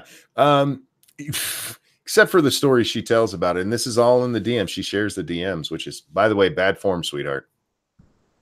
But she's like, oh, cool. My husband would love to come too. And he blocked her right after she mentioned she had a husband. Just out of nowhere. There's nothing else there. Just block. Wow. Trey was trying to get some. Yeah, that's a dick movie. She'll still could have had her come down and tour the studio. And yeah, she might have blown you in the bathroom. Yeah, you don't know. You don't know what kind of relationship they have. Right. But yeah, apparently it was right around the time Trey broke up with his wife. Wow. Check Your Logic says, how old is she? I don't know. 30s somewhere, I would guess. She says she's on the older end of millennial, so getting close to the 40s, I'm guessing. Working on them Downsy eggs. Yeah. Well, she just had a kid. That's one of the reasons she's she actually says that in one of her, I may have watched too many of her videos. They're short, so in fairness, it's not like I was watching hour-long videos. They're like 5 minutes tops.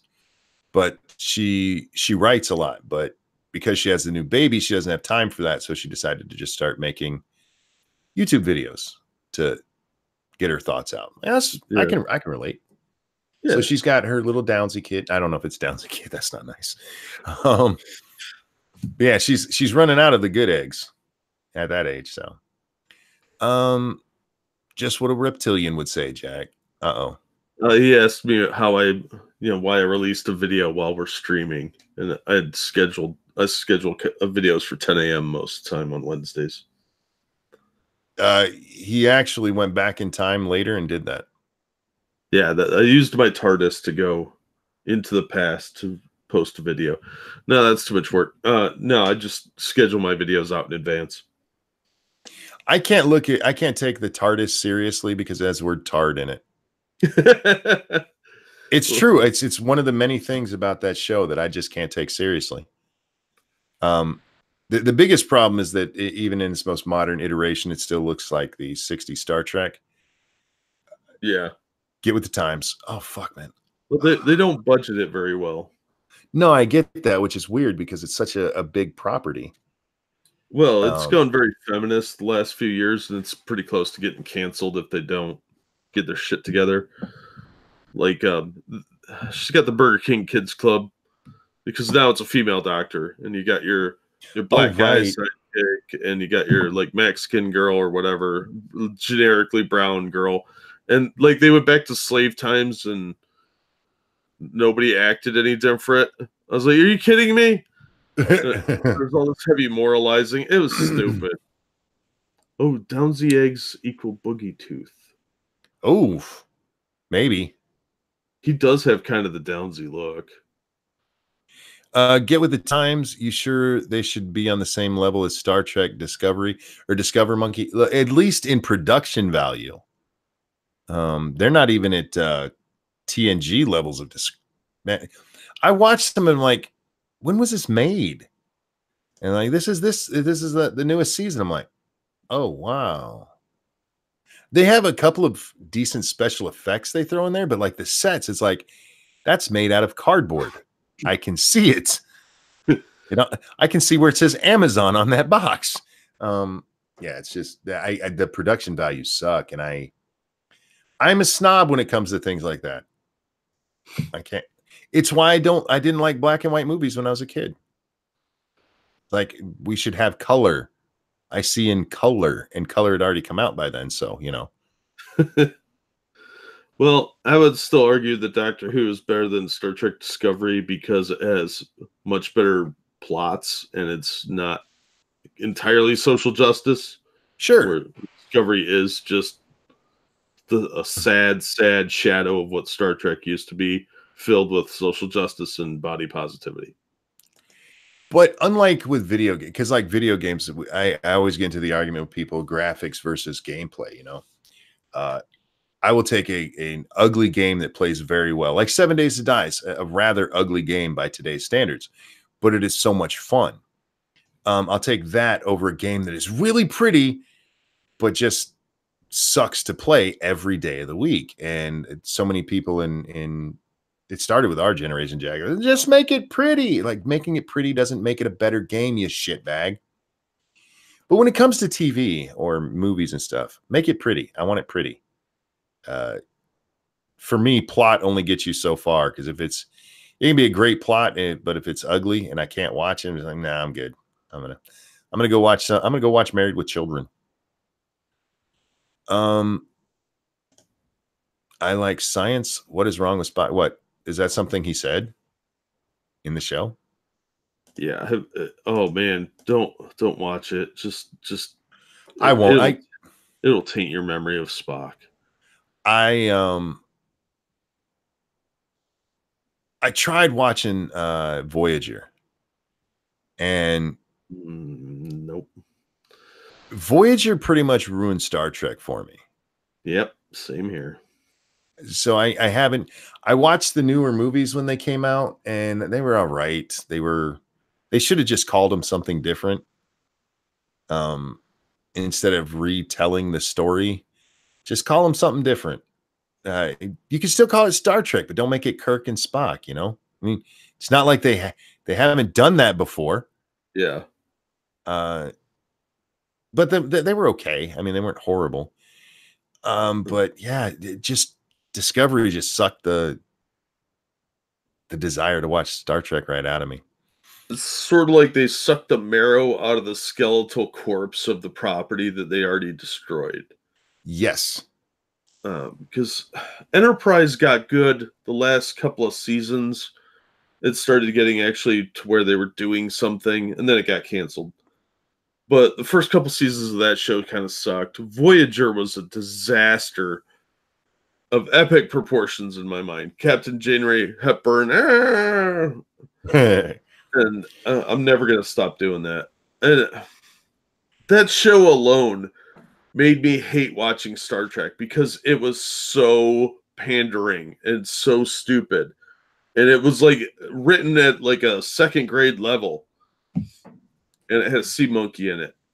But the new series, Discovery, was just insultingly bad.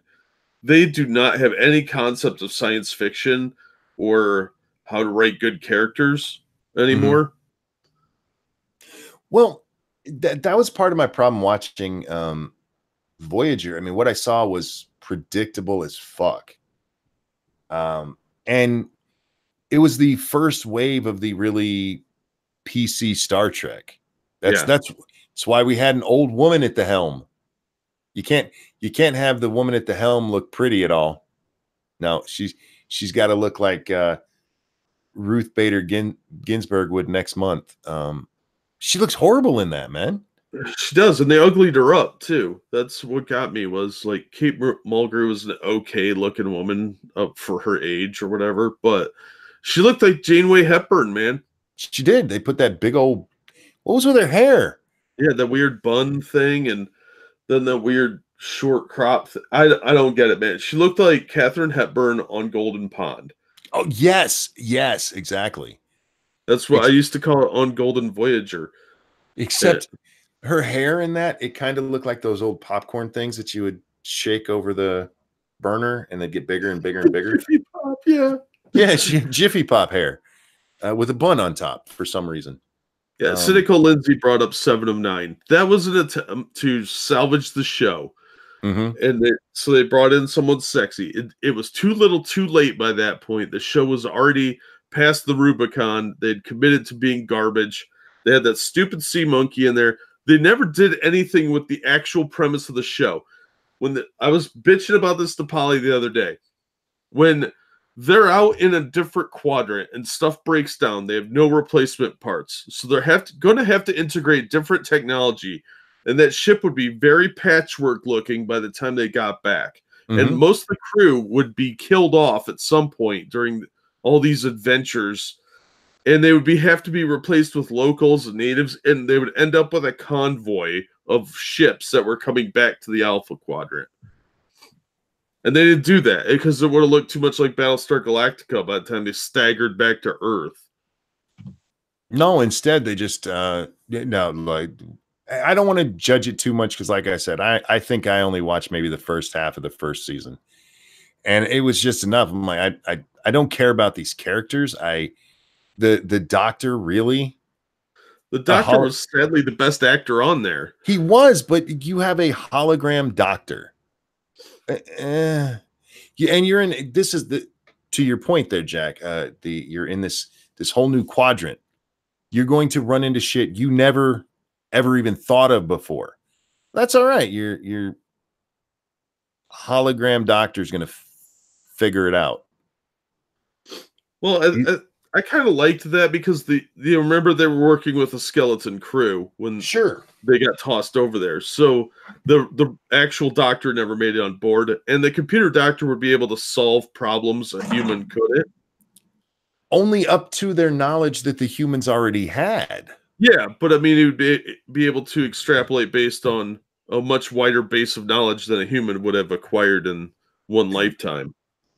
Sure, but again, only up to the knowledge that humans had. You're going to run into shit out there that's like turns human organs to liquid shit.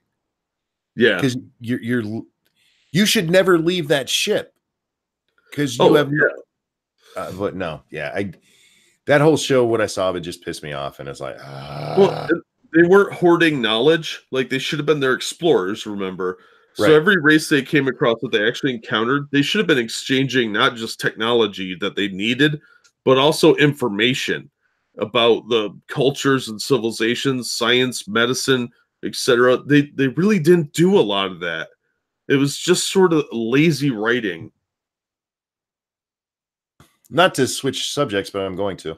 Okay. And I know I said I was wrapping up here, guys, but I just saw this from Satsu's losing his shit on Twitter right now. It's funny. Let's see. Did you see the picture of the kid and the dad who died in the Rio Grande yesterday? No. There's a picture going around, this father and daughter. She was 2. And they decided to cross the border illegally. Oh, I heard about this. And luckily they got pictures of their dead bodies, guys. And as Satsu just says here, Satsu says, it's unbelievable how happy these people are that this guy dragged his daughter across the river and died exclusively so they can use it against Trump. This is why they keep encouraging people to cross illegally. They're hoping they die so they can use it. He's absolutely right. They're not sad about this. They're like, yeah, we got dead bodies to show. It's fucking sickening.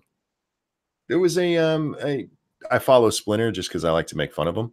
But they had a tweet earlier, don't look away, in a picture of that. I'm like, you should not want to look at dead bodies, you sick fucks. This it's a tragedy what happened to that guy. And it's a tragedy of his own making. Yeah. Because he didn't even have to be here. Oh, man. And according to his wife, they'd waited for 2 months for asylum. We process people faster than that. Rumor has it, and I haven't verified this yet, but that they'd been turned down for asylum because they're seeking economic asylum, which is not something we actually grant. Yeah. That is not a legitimate reason to seek asylum in the U.S. What they should have been doing is making a life in Mexico, because I think they're from Honduras, or were either Honduras or Guatemala. I can't remember which one, but they had already made it into Mexico. There you go. There's your asylum. Ta-da! Oh no, you need it in the U.S. where there's more money. I get you. Okay. But yeah, the press is absolutely ecstatic to have this, and these fucking, because he was responding to Rashida Tlaib. They're ecstatic to have these pictures. Like, yay, we got dead body. And then look, and it's a dead kid too. Yay. Yeah, it's messed up. What the fuck is wrong with you people? Seriously. Oh man. And I knew this was going to happen, and several people have already made the comparison to that kid that was found dead, the migrants over in Europe. Yeah. That picture that sorry, I almost said floated around, but I guess that's the right word anyway. That was floating around for a while. Yeah, these people they're so happy to have these dead bodies to show. And what this should be doing is going, tell people to stop coming here. Tell people if they don't have a legitimate claim to asylum, stop coming here. But then no, it's like this is why we need to change what Trump's doing. No. Stop it. You guys you're fucking despicable, and you should be ashamed of yourselves. I know you're not, but you should be. And with that, I think we're going to end on that happy story. Jesus fuck, man. I'm going to go get something to eat and then go watch Sinatra's stream. Chat, guys, thank you so much for coming and hanging out with us today. Thanks for the donations. I cannot tell you how much I appreciate that. Unlike Boogie, I don't make $488 on a video. I'm lucky to make 3 cents. That's I've actually checked some of them, Jack. I have some videos that have made less than $1. I'm like, oh my God, Boogie, go fuck yourself. But no, you guys are why I can eat, and I appreciate it. Thank you so much. Jack, is there anything you want to show? P-Dog's streaming if you guys don't want to go watch Sinatra. So there's that. Yeah, and even if you don't watch, if you go watch Sinatra, catch P-Dog in replay, or watch P-Dog and catch Sinatra in replay. Either one works. There you go. Tonight we're going to be on my channel, Lords of the Night, 8:30 tonight, guys. We'll be starting a little bit early because it is debate night. The first of the presidential debates on the Democratic side will be held tonight. We are going to be live streaming them over on my channel with the help of Sinatra. Thank you so much, my friend, who's going to provide the visuals for that for us. And come hang out. It should be a good time. No formats fuck all tonight, so come hang out. It'll be a lot of fun. I would like to thank Polly and Sinatra, who were here earlier. Make sure you check out their stuff as well. Jack, a pleasure as always, my friend. Everybody have a wonderful Wednesday, and we will see you next time. Bye. I lost my mouse. Where the fuck is my cursor? There it is.